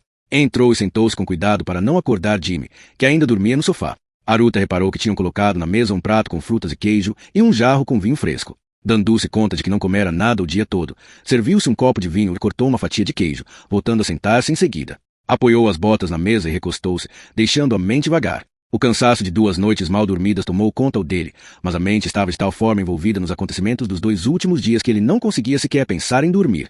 Havia um ser sobrenatural à solta em seu reino, uma entidade mágica que incutia medo nos sacerdotes de 2 de seus mais poderosos templos. Leon estava prestes a chegar ali e quase todos os nobres do reino estariam presentes em Krondor para o casamento. Na sua cidade, não obstante, não conseguia pensar em nada que pudesse garantir a segurança de todos. Durante 1 hora, ficou sentado, com a cabeça longe, enquanto comia e bebia distraidamente. Era um homem que se embrenhava frequentemente em uma meditação intensa quando ficava sozinho. Contudo, quando tinha em mãos um problema, não conseguia deixar de pensar nele, atacando de todos os lados possíveis, na tentativa de solucioná-lo, contornando, como um gato faz com um rato. Contemplou dezenas de abordagens possíveis do problema, reexaminando constantemente todas as informações que possuía. Porém, depois de pôr de lado mais de uma dezena de planos, sabia o que tinha de fazer. Tirou os pés da mesa e pegou uma maçã madura do prato à sua frente. Jimmy, gritou, acordando na mesma hora o menino ladrão que, ao longo de anos vivendo no Hora Navalha, adquirira o hábito de manter um sono leve. Aruta tirou a maçã para o garoto, que, com uma rapidez impressionante, sentou-se e apanhou a fruta a poucos centímetros do rosto. O príncipe percebeu de onde viera a alcunha à mão. O que foi? Inquiriu o rapaz após dar uma dentada na fruta. Preciso que leve uma mensagem ao seu senhor. Jimmy parou no meio da dentada. Preciso que me consiga um encontro com o justo. O rapaz arregalou os olhos, completamente incrédulo. Uma vez mais, o nevoeiro espesso chegará do mar amargo para cobrir Krondor com um vasto manto de névoa. 2 vultos se deslocavam depressa, passando pelas poucas tavernas ainda abertas. Aruta seguia Jimmy, que o conduzia pela cidade, passando pelo bairro dos mercadores, entrando nos subúrbios mais problemáticos, até se encontrarem bem no centro do bairro pobre. Após virarem uma esquina no fundo de uma viela, entraram em um beco sem saída. Surgindo das sombras, 3 homens apareceram como por magia. Aruta desembainhou o orete de imediato, enquanto Jimmy se limitou a dizer: somos peregrinos em busca de orientação. Peregrinos, eu sou o guia, ouviu-se a resposta do homem mais à frente. Diga ao seu amigo que embaine o pau de matar sapos, senão o entregaremos em um saco. Pese a identidade de Aruta era do conhecimento dos homens, não demonstraram. O príncipe guardou a espada devagar. Os outros 2 homens avançaram com vendas nas mãos. O que é isso? Replicou Aruta. É assim que viajaremos, falou o porta-voz. Caso recusem, não darão nem mais um passo. Aruta reprimiu a irritação e acenou com a cabeça uma única vez em concordância. Os homens avançaram e Aruta viu Jimmy ser vendado um segundo antes de também lhe ser rudemente negada a luz. Debatendo-se com a vontade de tirar a venda, Aruta ouviu o homem dizer: vão ser guiados aqui até outro lugar, onde outros irão levá-los. Poderão passar por muitas mãos até chegarem ao seu destino. Por isso não se alarmem se ouvirem vozes inesperadas na escuridão. Desconheço seu destino now, pois não preciso dessa informação. Também não sei quem é, homem, mas me chegaram ordem de alguém muito bem colocado para que o conduzisse depressa e para que o entregasse incólume. No entanto, fique avisado, só poderá retirar a venda em caso de grande perigo. Daqui em diante, é possível que não saiba o local onde está. Aruta sentiu que atava uma corda ao redor da cintura e ouviu o homem completar: segurem bem a corda, caminhem com confiança, viajaremos depressa. Então, Aruta sentiu um puxão brusco e foi conduzido noite afora. Por mais de uma hora, ou assim pareceu ao príncipe, ele foi conduzido pelas ruas de Krondor. Tropeçara 2 vezes e tinha manchas negras atestando a negligência de seus guias. Tinham mudado de guias pelo menos 3 vezes, por isso não fazia ideia de quem iria ver quando lhe retirassem a venda. Porém, subiu um lance de escadas. Ouviu várias portas que se abriram e fecharam antes de mãos fortes o forçarem a sentar-se. Porém, retiraram-lhe a venda e Aruta piscou, a luz machucando seus olhos. Ao longo de uma mesa estava disposta uma série de lanternas, com um retor polido atrás de cada uma, todas viradas para ele. Lançavam uma luz brilhante nos olhos do príncipe, impedindo que ele visse quem estava atrás da mesa. Aruta olhou para a direita e viu Jimmy sentado em outro banco. Decorrido algum tempo, uma voz ressoou, vinda de trás das luzes: saudações, príncipe de Krondor. Aruta semicerrou os olhos, mas não conseguiu vislumbrar quem falava atrás do brilho ofuscante. Estou falando com o justo. Uma pausa demorada antecedeu a resposta. Fique satisfeito por saber que fui incumbido de chegar ao acordo que deseja. Sou sua voz. Aruta ponderou por um instante. Muito bem. Desejo estabelecer uma aliança. Atrás do brilho ouviu-se um riso abafado. Para que haveria o príncipe de Krondor de precisar da ajuda do justo? Procuro conhecer os segredos da Guilda da Morte. Essa armação foi seguida por um silêncio que se prolongou. Aruta não conseguiu perceber se o interlocutor estava consultando outra pessoa ou se estava simplesmente pensando. Até que a voz por trás da lanterna disse: levem o rapaz, mantenham-no lá fora. 2 homens apareceram no escuro e agarraram Jimmy sem a mínima delicadeza, arrastando para fora. Depois de saírem, a voz continuou: os falcões noturnos são uma fonte de preocupação para o justo príncipe de Krondor.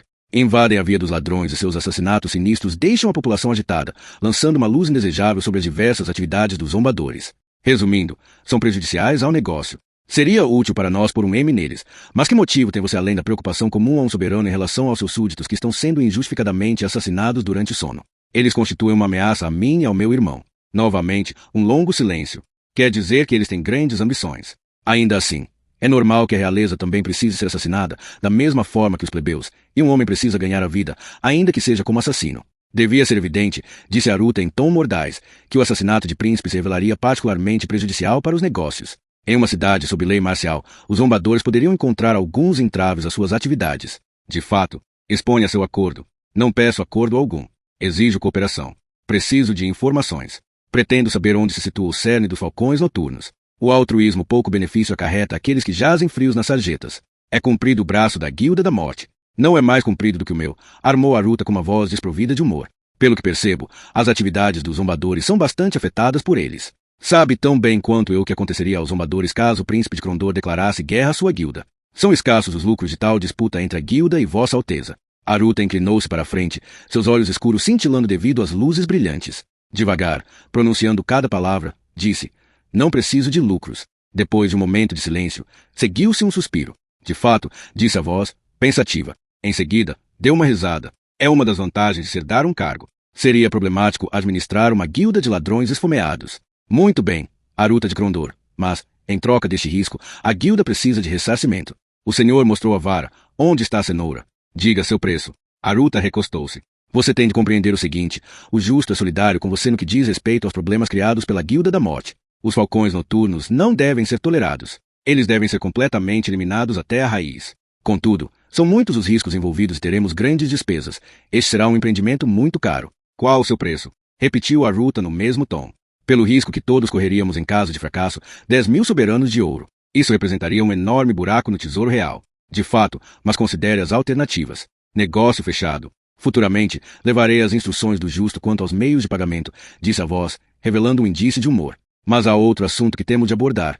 Do que se trata? Perguntou Aruta. O jovem Jimmy, a mão, quebrou o juramento dos zombadores. Sua vida está em jogo. Ele será executado na próxima hora. Sem pensar, Aruta começou a se levantar. Foi obrigado a sentar-se novamente por mãos fortes que surgiram de trás, enquanto o enorme ladrão saía da escuridão, limitando-se a balançar a cabeça. Jamais o passaria pela cabeça devolvê-lo ao palácio em outra condição senão aquela em que aqui chegou, disse a voz por trás das luzes. No entanto, se empunhar alguma arma, será levado ao palácio em uma caixa e depois trataremos das consequências. Mas Jimmy quebrou o juramento. Interrompeu a voz. A honra o obrigava a comunicar o paradeiro do Falcão Noturno quando se deparou com ele, tal como era obrigado a revelar a traição de Jack Risonho. É verdade, Vossa Alteza, sabemos de tudo isso. Jimmy traiu a guilda para informá-lo primeiro. Algumas questões podem ser perdoadas por causa de sua idade, mas não esses atos. Não ficarei de braços cruzados, permitindo que Jimmy seja assassinado. Sendo assim, ouça, príncipe de Crondor, pois quero contar-lhe uma história. Uma vez, o justo foi para a cama com uma mulher das ruas, tal como Jaz era com centenas delas, mas essa prostituta deu-lhe um lho. Isso é certo. Jimmy, a mão, é lho do justo, embora não saiba que ele seja seu pai. Essa situação apresentou um dilema ao justo. De acordo com as leis que ele próprio criou, teria de ordenar a morte de seu próprio filho. Caso não o fizesse, perderia a credibilidade junto àqueles que o servem. Uma escolha desagradável. A Guilda dos Ladrões já se encontra alarmada diante da revelação de que Jack era um agente dos Falcões Noturnos. Habitualmente, a conança é um bem delicado. Neste momento, é quase inexistente. Consegue pensar em outra solução? Aruta sorriu, pois tinha outra solução. Em tempos não muito distantes, era habitual comprar o perdão. Diga-me o preço. Pela traição? Nada menos do que outros 10.000 soberanos de ouro. Aruta balançou a cabeça. O tesouro caria esgotado. Ainda assim, era certo que Jimmy estava ciente dos riscos quando optou por trair os zombadores e correu para avisá-lo, e isso tinha um grande valor. Combinado, disse Aruta com azedume. Assim sendo, o rapaz deve ficar com você, príncipe de Crondor, pois jamais voltará a fazer parte dos zombadores, mas também não lhe faremos mal, a menos que volte a interferir em nossos assuntos. Nesse caso, será tratado como qualquer outro intrometido. Sem dó nem piedade. Aruta levantou-se. Já terminamos? Quase. Falta um último assunto. Diga. Da mesma forma, em uma época não muito distante, não seria de todo inédito comprar um título de nobreza por ouro. Que valor pediria um pai para que seu filho fosse nomeado escudeiro da corte do príncipe? Aruta riu, entendendo subitamente o rumo das negociações. 20.000 soberanos de ouro. Negócio fechado. O justo gosta de Jimmy, embora tenha outros dos bastardos por aí. Jimmy é especial. O justo deseja que Jimmy continue a desconhecer essa relação, mas ficará satisfeito em saber que lhe terá um futuro melhor devido às negociações desta noite. Ele será colocado ao meu serviço e não saberá quem é seu pai. Voltaremos a nos encontrar? Não creio. Príncipe de Crondor. O justo protege cuidadosamente sua jota identidade e mesmo chegar perto de alguém que fala por ele acarreta perigos diversos. No entanto, entregaremos mensagens claras quando soubermos onde se escondem os falcões noturnos. Da mesma forma, receberemos de bom grado notícias sobre a aniquilação deles. In estava sentado, com os nervos à flor da pele. Aruta estava fechado há mais de 3 horas com Gardan, Volney, Lowry, além de outros conselheiros particulares. O rapaz fora convidado a cara em um quarto preparado para recebê-lo. A presença de 2 guardas à porta e de outros 2 debaixo da varanda da janela reforçava a noção de que era considerado prisioneiro, fosse qual fosse o motivo. Jimmy não tinha dúvidas de que poderia sair despercebido no meio da noite caso se encontrasse em condições. Entretanto, depois dos acontecimentos dos últimos dias, sentia-se insultado. Além disso, não conseguia perceber por que fora devolvido ao palácio com o príncipe. O menino ladrão estava apreensivo. De alguma forma, sua vida mudará, e ele desconhecia em que ou por quê. A porta do quarto se abriu e um sargento enou a cabeça, acenando para que Jimmy o acompanhasse. Sua Alteza quer falar com você, rapaz. Jimmy seguiu o soldado pelo corredor até a passagem comprida que levava à sala do conselho. Aruta levantou os olhos do papel que estava lendo. Ao redor da mesa encontravam-se Gardan, Lowry e outros homens que Jimmy não conhecia, e o conde Volney estava de pé junto à porta. Jimmy, tenho algo aqui para você. Jimmy olhou em volta, sem saber o que dizer. Aruta prosseguiu. Trata-se de uma carta de nobreza que confere a você o título de escudeiro da corte do príncipe. Jimmy ficou atônito, com os olhos arregalados. Lowry riu ao ver sua reação, enquanto Garda exibia um sorriso de orelha a orelha. Porém, Jimmy recuperou a voz. Isso é piada, não é? Quando Aruta negou com a cabeça, o rapaz acrescentou. Mas, eu, escudeiro? Você salvou minha vida, Aruta respondeu, e deve ser recompensado por isso. Mas, Vossa Alteza, eu agradeço, mas ainda existe questão de meu juramento aos zombadores, retorquiu Jimmy. Aruta inclinou-se para a frente. Esse assunto já foi tratado, escudeiro. Você deixou de pertencer à Guilda dos Ladrões. O justo deu seu aval. Está feito. Jimmy sentiu-se encurralado. Nunca apreciara muito o ofício de ladrão, mas apreciava bastante ter se tornado bom no que fazia. O que o atraía era a possibilidade de comprovar suas capacidades sempre que possível, mostrando a todos que Jimmy, a mão, era o melhor ladrão da guilda, ou, pelo menos, que um dia viria a ser. Contudo, agora estava preso à casa real do príncipe e esse cargo era acompanhado de deveres. E, se o justo havia concordado, Jimmy via que para sempre lhe seria negado o acesso à sociedade das ruas. Vendo a falta de entusiasmo por parte do rapaz, Laurie disse, com sua licença, Alteza. Aruta assentiu e o cantor aproximou-se e colocou uma mão no ombro do rapaz. Jimmy, Sua Alteza está somente mantendo sua cabeça acima da água, literalmente falando. Ele teve de negociar sua vida. Se não tivesse feito isso, a esta hora você estaria boiando no porto. O justo sabia que você tinha quebrado o juramento da guilda. Jimmy ficou visivelmente abatido e Laurie apertou-lhe o ombro para animá-lo. O rapaz sempre se considerará acima das regras, isento das responsabilidades a que outros estavam sujeitos. Nunca percebera porque tantas vezes tivera tratamento especial, enquanto obrigavam outros a cumprir escrupulosamente as regras. Todavia, percebia por M que abusara demais desse privilégio muitas e muitas vezes. Não tinha dúvidas quanto à sinceridade do menestrel, e logo emoções incognitas se apoderaram dele enquanto pensava em como quase fora assassinado. A vida palaciana não é assim tão desagradável, disse Laurie. O edifício é quente, terá roupa lavada e a comida em abundância. Além disso, há por aqui muita coisa que poderá interessá-lo. Olhou para Aruta e disse com sarcasmo, especialmente nos últimos tempos. Jimmy fez um aceno com a cabeça e Laurie conduziu ao redor da mesa. Alguém lhe disse que se ajoelhasse. O conde leu rapidamente a carta de nobreza, a todos os que aqui habitam. Uma vez que o jovem Jimmy, órfão na cidade de Crondor, prestou serviços meritórios ao impedir que a pessoa real do príncipe de Crondor sofresse ferimentos, uma vez que nos consideramos eternamente gratos para com o jovem Jimmy, é meu desejo que ele seja conhecido por todos no reino como nosso estimado e leal servo e, além disso, desejamos que lhe seja concedido um posto na corte de Crondor, na categoria de escudeiro, usufruindo de todos os direitos e privilégios que lhe dizem respeito. Por M, desejamos que todos saibam que lhe foi otorgado o título da propriedade de Aberford, no rio Velandel, bem como a sua descendência enquanto viverem, para mantê-la e dela cuidar, incluindo assim os serviçais e o patrimônio lá existentes. O título da referida propriedade ficará na posse da coroa até que ele atinja a maioridade. Determinado nesta data por minha assinatura e selo, Aruta Condon, príncipe de Crondor, marechal da corte do reino ocidental e dos exércitos do ocidente, herdeiro do trono de Hilanon. Volney olhou para Jimmy. Aceita esta incumbência? Sim, aceito, Jimmy respondeu. Volney, então, enrolou o pergaminho, entregando ao rapaz. Aparentemente, era o que bastava para transformar um bandido em um escudeiro. O rapaz desconhecia a localização de Aberford no rio Velandel. Contudo, terra significava rendimentos, o que o animou no mesmo instante. Ao se afastar, observou Aruta, que estava notoriamente apreensivo. O acaso juntara duas vezes, nas duas vezes Aruta provara ser a única pessoa que nada queria dele. Até seus poucos amigos zombadores tinham tentado, pelo menos uma vez, se aproveitar dele até que eles provou ser essa uma tarefa difícil.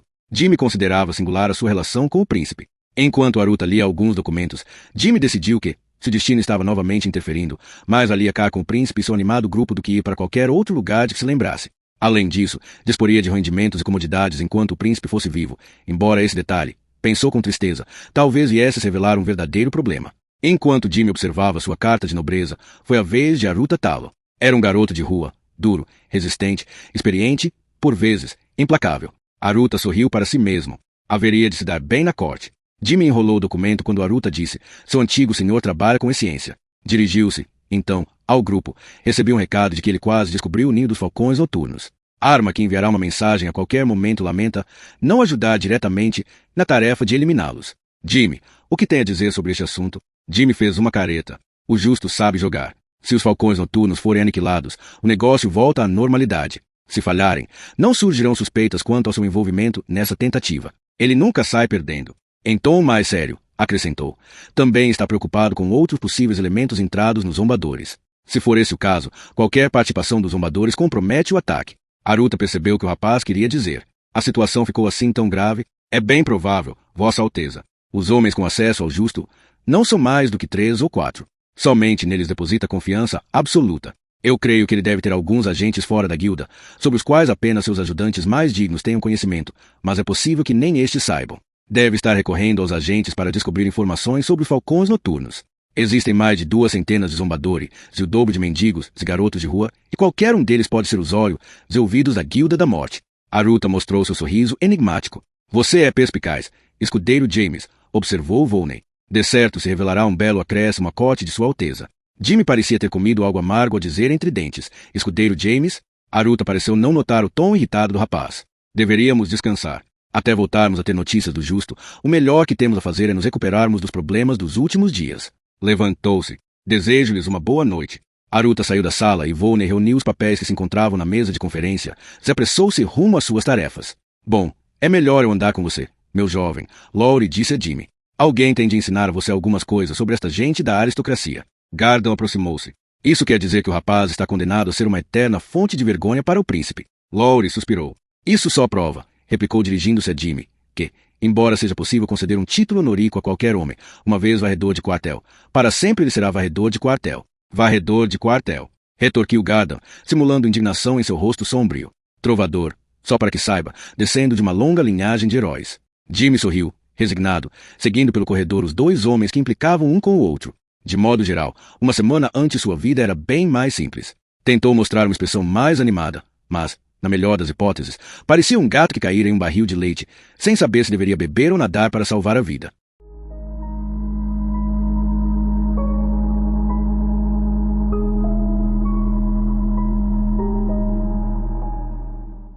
Capítulo 5. Eliminação. Aruta observou atentamente o ladrão idoso. O mensageiro do justo havia aguardado enquanto o príncipe lia a missiva. Agora, os olhos do príncipe estavam sobre ele. Conhece o conteúdo desta mensagem? Não em detalhes. Quem me deu a mensagem foi bastante claro quanto às instruções. Na frente de Aruta, o velho ladrão, já sem muita agilidade devido à idade, esfregou distraidamente a careca. Disse para transmitir que o rapaz poderá levá-lo sem dificuldades até o lugar aí indicado, Vossa Alteza. Também pediu para dizer que todos já sabem sobre o que aconteceu ao rapaz. Os zombadores consideram o assunto encerrado. O homem olhou de relance para Jimmy, piscando o olho. O garoto, que estava afastado, suspirou de alívio ao ouvir aquelas palavras. A piscada de olho lhe transmitiu a mensagem de que, embora nunca mais pudesse voltar a fazer parte dos zombadores, não lhe seria negada a possibilidade de andar nas ruas da cidade. Além disso, mostrava que o velho Alvarne, o veloz, ainda era seu amigo. Diga ao seu senhor que fique satisfeito com esta rápida resolução, disse Aruta. Diga também que esta noite concluiremos este assunto. Ele irá entender. Aruta fez sinal a um guarda para que acompanhasse Alvarne. Então, virando-se para Gardner, acrescentou, selecione uma companhia de seus homens de confiança e de batedores que ainda se encontrem na guarnição. Os que estiverem há pouco tempo a nosso serviço serão dispensados. Um a um, instrua a todos para que se concentrem no portão de trás ao pôr do sol. Sozinhos ou em grupos de 2, quero que avancem para a cidade usando caminhos diferentes. Fiquem atentos a sinais, caso alguém os esteja seguindo. Diga para permanecerem por lá. Para jantarem, como se estivessem de folga, embora a ingestão de bebidas deva ser simulada. À meia-noite, todos devem se reunir no Papagaio Arco-Íris. Gardner bateu continência e saiu. Quando Aruta e o rapaz ficaram sozinhos, o príncipe disse, você certamente acha que fui cruel ao lidar com a sua situação. O rosto de Jimmy transpareceu surpresa. Não, Vossa Alteza. Só achei um pouco estranho. Só isso. Antes de tudo, lhe devo a minha vida. Fiquei com medo que você se ressentisse do fato de ter sido retirado da única família que conhecia. Jimmy encolheu os ombros para minimizar a importância do comentário. Quanto a dever sua vida a mim? Recostou-se, sorrindo com um dedo encostado no rosto. Estamos quites, escudeiro James, pois, se você não tivesse agido com velocidade na outra noite, a esta hora eu já não teria cabeça. Ambos sorriram. Se estamos quites, para que o título? Perguntou Jimmy. Aruta se lembrou da promessa feita ao justo. Considere-o como uma forma de manter você sob meus olhos. Você tem liberdade de movimentos, desde que cumpra seus deveres de escudeiro. No entanto, se os cálices de ouro desaparecerem da despensa, eu próprio vou arrastá-lo até as masmorras. Jimmy voltou a rir, mas a voz de Aruta ganhou um tom mais triste. Além disso, também temos a questão de alguém que levou melhor contra um assassino no telhado de certo comerciante no início desta semana. Você nunca me explicou por que escolheu vir me trazer as informações sobre o Falcão Noturno ao invés de comunicá-las à guilda, como era seu dever. Jimmy olhou para Aruta com um olhar muito mais maduro do que se poderia esperar de seu rosto jovem. Na noite da sua fuga de Crondor com a princesa, respondeu, Anal, confrontei-me nas docas com uma companhia inteira de cavaleiros do Gai, o negro, que se interpunha entre mim e a liberdade. Você me atirou sua espada antes de ter certeza de que estava em segurança. Enquanto estivemos enclausurados em nosso refúgio, ensinou-me a manejar a espada. Sempre falou comigo com a mesma delicadeza com que falava com os outros. Fez uma pausa por um instante. Você me tratou como amigo. Eu tive poucos amigos, Vossa Alteza. Aruta mostrou que entendia. Também são poucos aqueles que se consideram verdadeiros amigos. Minha família, os magos Pug e Kugan, o padre Tully e Garda. Sua expressão ganhou alguma ironia. Laurie se revelou mais do que um simples membro da corte e talvez venha a se comprovar um bom amigo. Sou capaz até de ir mais longe a ponto de considerar o pirata Amos Traz como um verdadeiro amigo. Pois bem, se Amos pode ser amigo do príncipe de Crondor, o que impede Jimmy, a mão, de ser também? Jimmy sorriu de orelha a orelha e seus olhos pareceram ficar úmidos. Sem dúvida, o que impede? Engoliu em seco e voltou a colocar sua máscara. O que aconteceu a Amos? De Aruta recostou-se. Da última vez em que o vi estava roubando o navio do rei. Jimmy deu uma gargalhada. Desde então não temos mais notícias dele. Como eu queria ter aquele cortador de gargantas para me aconselhar esta noite. O sorriso de Jimmy desapareceu. Detesto trazer este assunto à tona, mas o que faremos se nos depararmos com outra daquelas malditas criaturas que não morrem? Nathan a acha improvável. Crê que só aconteceu porque a sacerdotisa invocou aquela coisa, trazendo-a de volta. Além disso, não posso esperar que os templos julguem apropriado me ajudar. Somente aquele sacerdote da morte, Julian, me ofereceu ajuda. E já vimos a ajuda que dão aqueles que servem Lins Kragma, acrescentou Jimmy, seco. Esperemos que o padre Nathan tenha razão naquilo que diz. Aruta levantou-se. Ande, vamos descansar o que pudermos, pois a noite trará trabalhos sanguinários. Durante a noite, grupos de soldados, vestidos com os trajes comuns de mercenários, perambularam pelas ruas de Krondor, passando uns pelos outros sem darem a entender que se conheciam, até que, 3 horas após a meia-noite, mais de uma centena de homens se reuniu no Papagaio Arco-Íris. Foram, então, distribuídos os tabardos dos uniformes tirados de grandes sacos, para que os soldados voltassem a vestir as cores do príncipe durante o ataque. Jimmy entrou na companhia de 2 homens vestidos com trajes simples dos habitantes da Oresta, membros da companhia de elite de Aruta de batedores do exército, os batedores reais. O batedor mais velho bateu continência. Este jovem tem olhos de lince, Vossa Alteza. Percebeu por 3 vezes que nossos homens estavam sendo seguidos até a estalagem. Quando Aruta olhou para eles com um ar curioso, Jimmy disse: 2 deles eram mendigos que eu conhecia e foram fáceis de interceptar e afugentar. Já o terceiro, pode ser que só nos tenha seguido para ver o que estava acontecendo. Seja como for, quando bloqueamos o seu caminho em uma rua, sutilmente, eu garanto, afastou-se tomando uma direção diferente. Pode até ser que não seja nada demais, mas também pode ter um significado relevante, contrapôs a Aruta. Porém, não podemos fazer mais nada. Mesmo que os falcões noturnos saibam que estamos preparando algo, não sabem do que se trata. Veja isto, disse para Jimmy, apontando para o mapa na mesa à sua frente. Este mapa me foi dado pelo arquiteto real. É antigo, mas em sua opinião representa de maneira bem fiel a rede de esgotos.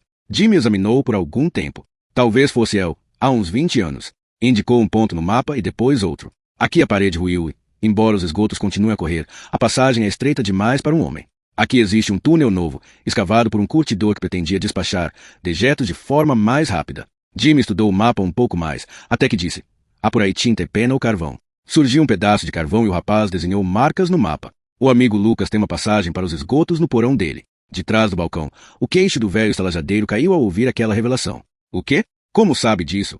Jimmy fez uma careta. Os telhados não são a única via dos ladrões. Daqui, indicou o mapa, podem se deslocar companhias até estes 2 pontos. As saídas dos porões do reduto dos falcões noturno estão engenhosamente localizadas. Cada saída dá para um túnel que não tem ligação direta com os demais. As portas podem estar a poucos metros, mas são metros de paredes sólidas de tijolo e pedra, com quilômetros de esgotos tortuosos a percorrer para ir de uma a outra. Pode demorar 1 hora para encontrar o caminho entre elas. Esta terceira é que é problemática. Desemboca perto de uma ampla plataforma com uma dúzia de túneis por onde podem fugir, e são muitos para que possamos bloqueá-los. Garda, que olhava por cima do ombro do rapaz, disse, o que significa que o ataque tem de ser coordenado. Jimmy, é possível ouvir se alguém está passando por uma das portas se estivermos na outra? Acho que sim, Jimmy respondeu. Se conseguirem fazer alguém chegar até o topo das escadas, com certeza, em especial a esta hora da noite. Ficariam admirados com os ruídos que chegam das ruas durante o dia. À noite, então. Aruta dirigiu-se aos 2 batedores. A partir deste mapa consegue encontrar esses 2 pontos? Os 2 responderam armativamente. Ainda bem. Cada um de vocês irá guiar 1/3 dos homens até uma dessas 2 entradas. O outro terço irá comigo e com Garda. Jimmy será nosso guia. Posicionem os homens, mas não entrem no porão desse edifício, a menos que descubram vocês ou se ouvirem nosso grupo atacar os que se encontram lá dentro. Nesse momento, avancem a toda velocidade. Garda, os que ficarem na rua devem se posicionar. Entendido? Todos já foram instruídos, respondeu Garda. Ao primeiro indício de problemas, não permitirão que ninguém saia desse edifício a menos que vista seu tabardo e seja reconhecido. Tenho 30 arqueiros posicionados nos telhados de todos os lados para desencorajar aqueles que procurarem uma forma rápida de sair dali. Um arauto com uma trombeta fará soar o alarme. Nesse caso, sairão do palácio 2 companhias de cavalaria. Não demorarão mais do que 5 minutos para chegar até nós. Eles têm ordens para derrubar todos os que encontrarem na rua e que não pertençam à nossa companhia. Aruta vestiu um tabardo, atirando um a Jimmy e outro a Laurie. Depois que todos estavam vestidos com o roxo e preto do príncipe, Aruta disse, está na hora.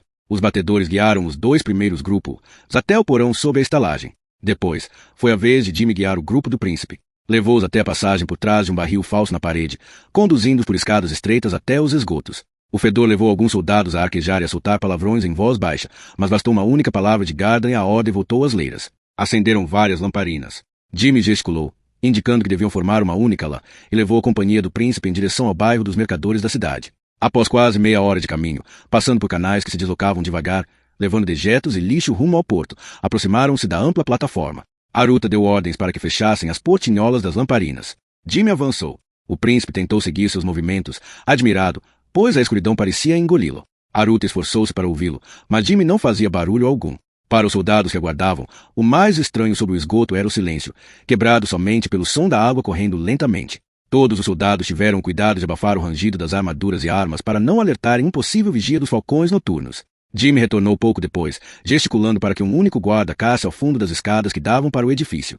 Com a boca junto ao ouvido de Aruta, segredou: não conseguirá que um de seus homens se aproxime sem que o sentinela faça soar o alarme. Só eu tenho chance de conseguir. Venham depressa assim que ouvirem o início da luta. Jimmy tirou o punhal da bota e esgueirou-se. De repente, ouviu-se um grunhido de dor e Aruta e os homens partiram, pondo de lado a preocupação em não fazer barulho. O príncipe foi o primeiro a chegar até o rapaz, que se debatia com um forte guarda. O jovem surgira por trás do homem, saltando e agarrando pelo pescoço. Contudo, mal conseguirá feri-lo com o punhal, que jazia nas pedras do chão. O homem estava praticamente azul por estar sendo sufocado. Ainda assim, tentava esmagar Jimmy contra a parede. Aruta encerrou a luta com um único golpe de espada e o homem deslizou silenciosamente até o chão. Jimmy largou-o, esboçando um tímido sorriso. Apanhara bastante. Fique aqui. Aruta sussurrou ao garoto e indicou aos homens que o seguissem. Ignorando a promessa feita a Volney de aguardar enquanto Gardan conduzia o assalto, Aruta subiu as escadas em silêncio. Parou em frente a uma porta de madeira com um único ferrolho corrediço, encostou o ouvido e escutou. As vozes abafadas que ouviu do outro lado levaram-no a levantar a mão, advertindo seus homens. Garda e os demais abrandaram o passo. Aruta fez deslizar o ferrolho com cuidado, empurrando a porta devagar. Espiou para dentro de um grande porão bem iluminado. Ao redor de 3 mesas havia cerca de uma dúzia de homens armados. Vários limpavam armas e armaduras. O cenário fazia lembrar uma sala de convívio de soldados e não um simples porão.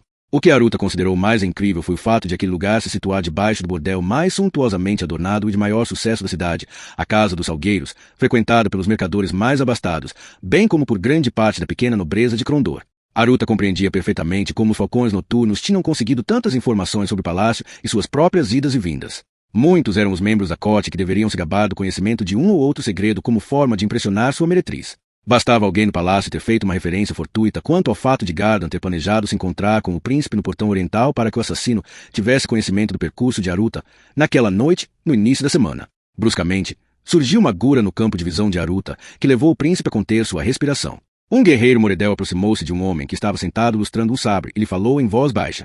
O homem acenava com a cabeça enquanto o irmão das trevas prosseguia. De súbito, girou sobre si próprio, apontou diretamente para a porta e abriu a boca para falar. Aruta não hesitou. Gritou agora. E investiu. O porão se transformou em uma bagunça. Aqueles que, momentos antes, estavam ociosamente sentados, pegavam em armas e respondiam ao ataque. Outros saíam apressados por portas que levavam a bordel acima ou a outras partes do esgoto, mais abaixo. De cima, os gritos e berros indicavam clientes alarmados pelos assassinos em fuga. Aqueles que tentavam escapar pelas saídas dos esgotos eram rapidamente rechaçados nas escadas, se obrigados a entrar novamente no porão pelas outras unidades da força invasora de Aruta. Aruta esquivou-se de um golpe do guerreiro Moredel e saltou para a esquerda, enquanto os soldados abriam caminho até o centro do cômodo, separando o príncipe do irmão das trevas. Os poucos assassinos que se mantiveram remes atacaram os homens de Aruta com uma indiferença absoluta por suas próprias vidas, forçando os soldados a matá-los. O Moredel era a única exceção, pois parecia enfurecido em sua tentativa de alcançar o príncipe. Prendam-no com vida! Aruta gritou. Logo Moredel era o único falcão noturno presente, encurralado contra a parede e detido. Aruta aproximou-se dele. O elfo negro echou olhar no príncipe, demonstrando puro ódio no rosto. Deixou que o desarmassem, vendo Aruta também colocar a espada na bainha. Nunca antes Aruta estivera tão perto de um Moredel vivo. O parentesco que os ligava aos elfos era inquestionável, embora o cabelo e os olhos dos elfos fossem mais claros. Como Martim mencionara mais de uma vez, os Moredel eram uma raça de grande beleza, ainda que de alma sombria. Foi então que, quando o soldado se inclinou para verificar se Moredel trazia armas na bota, a criatura deu uma joelhada no rosto do guarda, empurrou o outro e saltou para Aruta. O príncipe mal teve tempo de se esquivar das mãos que se estendiam para o seu rosto. Desviou-se para a esquerda e viu Moredel cair rígido quando a espada de Lowry acertou no peito. Mesmo caindo ao chão, em um derradeiro espasmo, Moredel esticou-se e tentou arranhar a perna de Aruta. Lowry chutou as mãos da criatura, desviando o débil movimento. Fique atento às unhas. Vi que brilhavam quando ele permitiu que o desarmássemos, disse o cantor. Aruta agarrou um dos pulsos do Moredel e inspecionou atentamente a sua mão. Cuidado com a maneira como segura, advertiu Lowry. Aruta reparou nas imãs agulhas cravadas nas unhas do irmão das trevas, todas com pintas escuras nas extremidades. Lowry disse, é um antigo truque de prostitutas, embora só aquelas com algum ouro e um amigo cirurgião consigam fazê-lo. São para o caso de algum homem tentar sair sem pagar, ou para o caso de ter propensão a espancar suas prostitutas. Basta um arranhão para que esse homem deixe de ser um problema. Aruta olhou para o cantor. Estou em dívida com você. Que Banat nos proteja. Aruta e Gardan viraram-se e viram que Jimmy se aproximara de um homem tombado, louro e bem vestido. Olhava espantado para o assassino morto. Dourado, disse em voz baixa. Conhecia esse homem? Perguntou Aruta. Era um zombador, respondeu Jimmy. Nunca na vida desconaria dele. Não restou nenhum vivo? Questionou o príncipe, furioso, pois tinha dado ordens para que fosse capturado o maior número possível de inimigos. Gardan, que estivera ouvindo relatos de seus homens, disse: Vossa Alteza, havia 35 assassinos neste porão e nos quartos lá em cima. Todos lutaram de tal forma que não deram alternativa aos nossos homens senão matá-los, ou então matavam uns aos outros depois se lançavam sobre as próprias armas. Gardan mostrou algo ao príncipe. Todos usavam isto, Alteza. Ele tinha na mão um falcão de ébano em uma corrente de ouro. De repente, fez-se silêncio, não como se os homens tivessem parado de se movimentar, mas como se ouvissem algo e todos houvessem estacado de imediato para escutar. Porém não havia som algum. Houve um inusitado som amortecido, como se uma presença pesada e opressiva tivesse penetrado naquele espaço e uma entidade sobrenatural tivesse descido sobre Aruta e seus homens por um breve instante. Foi então que o porão congelado. Aruta sentiu os pelos da nuca se arrepiarem. Então foi invadido por um temor primitivo. Algo estranhíssimo penetrara ali, um mal invisível, ainda que palpável. Quando Aruta se virou para dizer algo a Gardan e aos demais, um soldado gritou: Vossa Alteza, creio que este esteja vivo. Ele se mexeu. Parecia ansioso por agradar seu príncipe. Logo outro soldado disse: Este também se mexeu. Aruta viu os dois soldados se inclinarem sobre os assassinos caídos. Todos os que se encontravam no porão arquejaram horrorizados quando um dos cadáveres se mexeu, lançando a mão para cima e agarrando o pescoço do soldado ajoelhado ao seu lado. O cadáver sentou-se, forçando o soldado a se erguer. Pelo porão, ecoou o terrível estalo úmido da garganta do soldado sendo esmagada. O outro cadáver ficou em pé de um salto e enterrou os dentes no pescoço do segundo guarda, rasgando-lhe a garganta, enquanto Aruta e seus homens permaneciam petrificados em um silêncio horrorizado. O primeiro assassino morto atirou o soldado estrangulado para o chão e virou-se.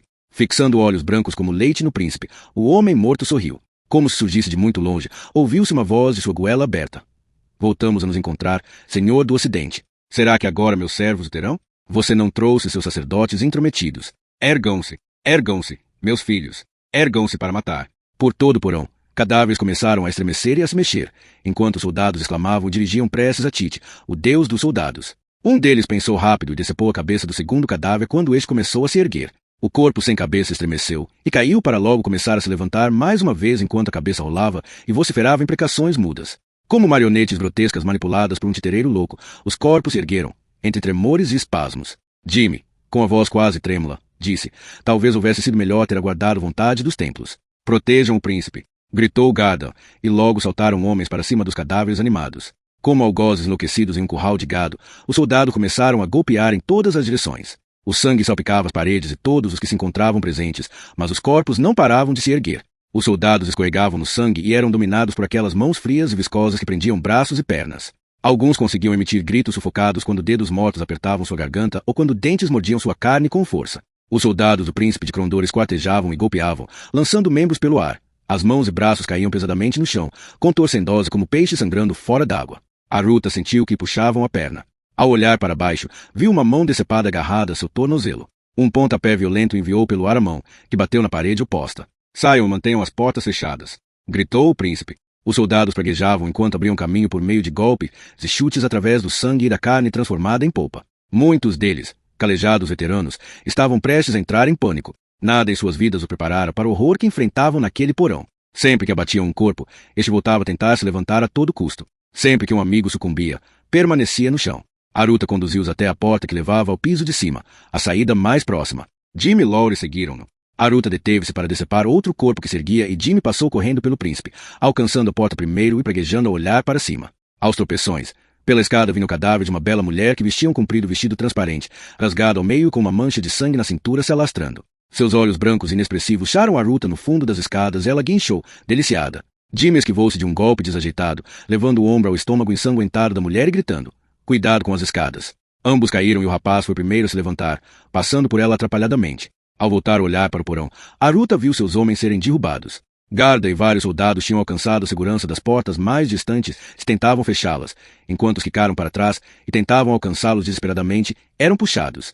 Alguns homens valorosos empurravam as portas para mantê-las fechadas por dentro, ignorando a evidente sentença de morte. O chão era um mar de sangue e entranhas, úmido e traiçoeiro, o que levava muitos soldados a escorregar e cair, para não mais se levantar. Partes decepadas de corpos pareciam voltar a se unir e os cadáveres se erguiam outra vez. Recordando a criatura no palácio como ganhará força com o tempo, Aruta bradou: Tranquem as portas. Laurie saltou a escada acima e golpeou a prostituta, sorridente, que de novo se erguera. A cabeça loura passou rolando por Aruta, que subia as escadas correndo atrás de Jimmy e do cantor. Chegando ao piso térreo da casa dos salgueiros, Aruta e os companheiros foram recebidos pela visão de soldados se debatendo com mais corpos animados.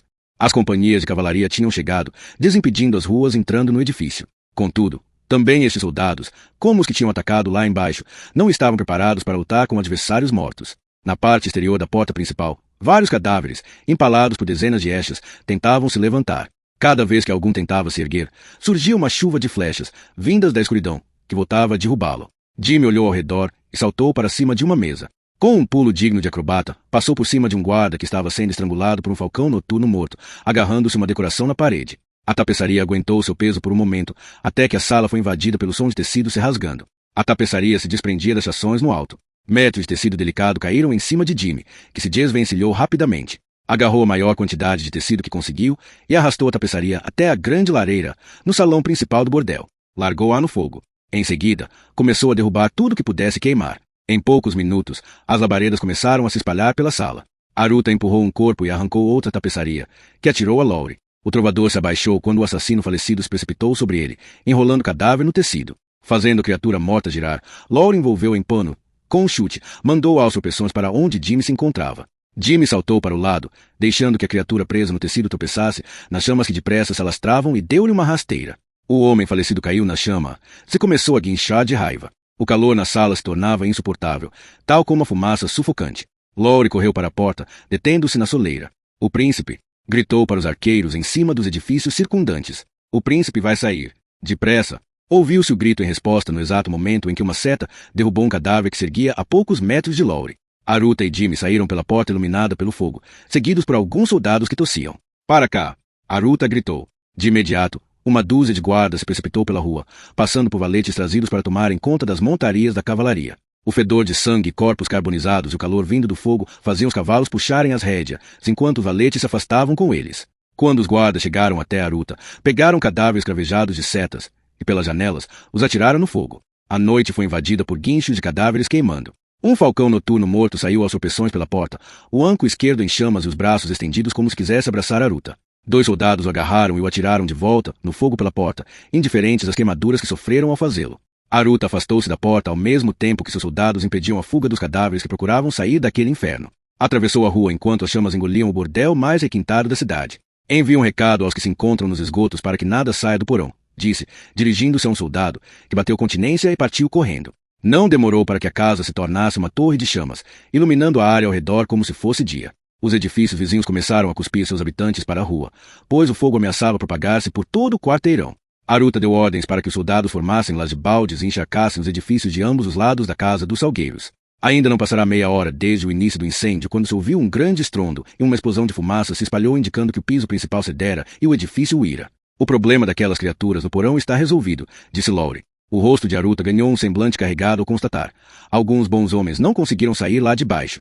Jimmy permanecia petrificado com a visão, com o rosto manchado de fuligem e sangue. Aruta pousou a mão no ombro do rapaz. Você esteve à altura, mais uma vez. Jimmy só conseguiu acenar com a cabeça. Preciso de uma bebida forte, Laurie falou. Deuses, jamais conseguirei tirar aquele fedor do nariz. Voltemos ao palácio, concordou Aruta. O trabalho desta noite está feito.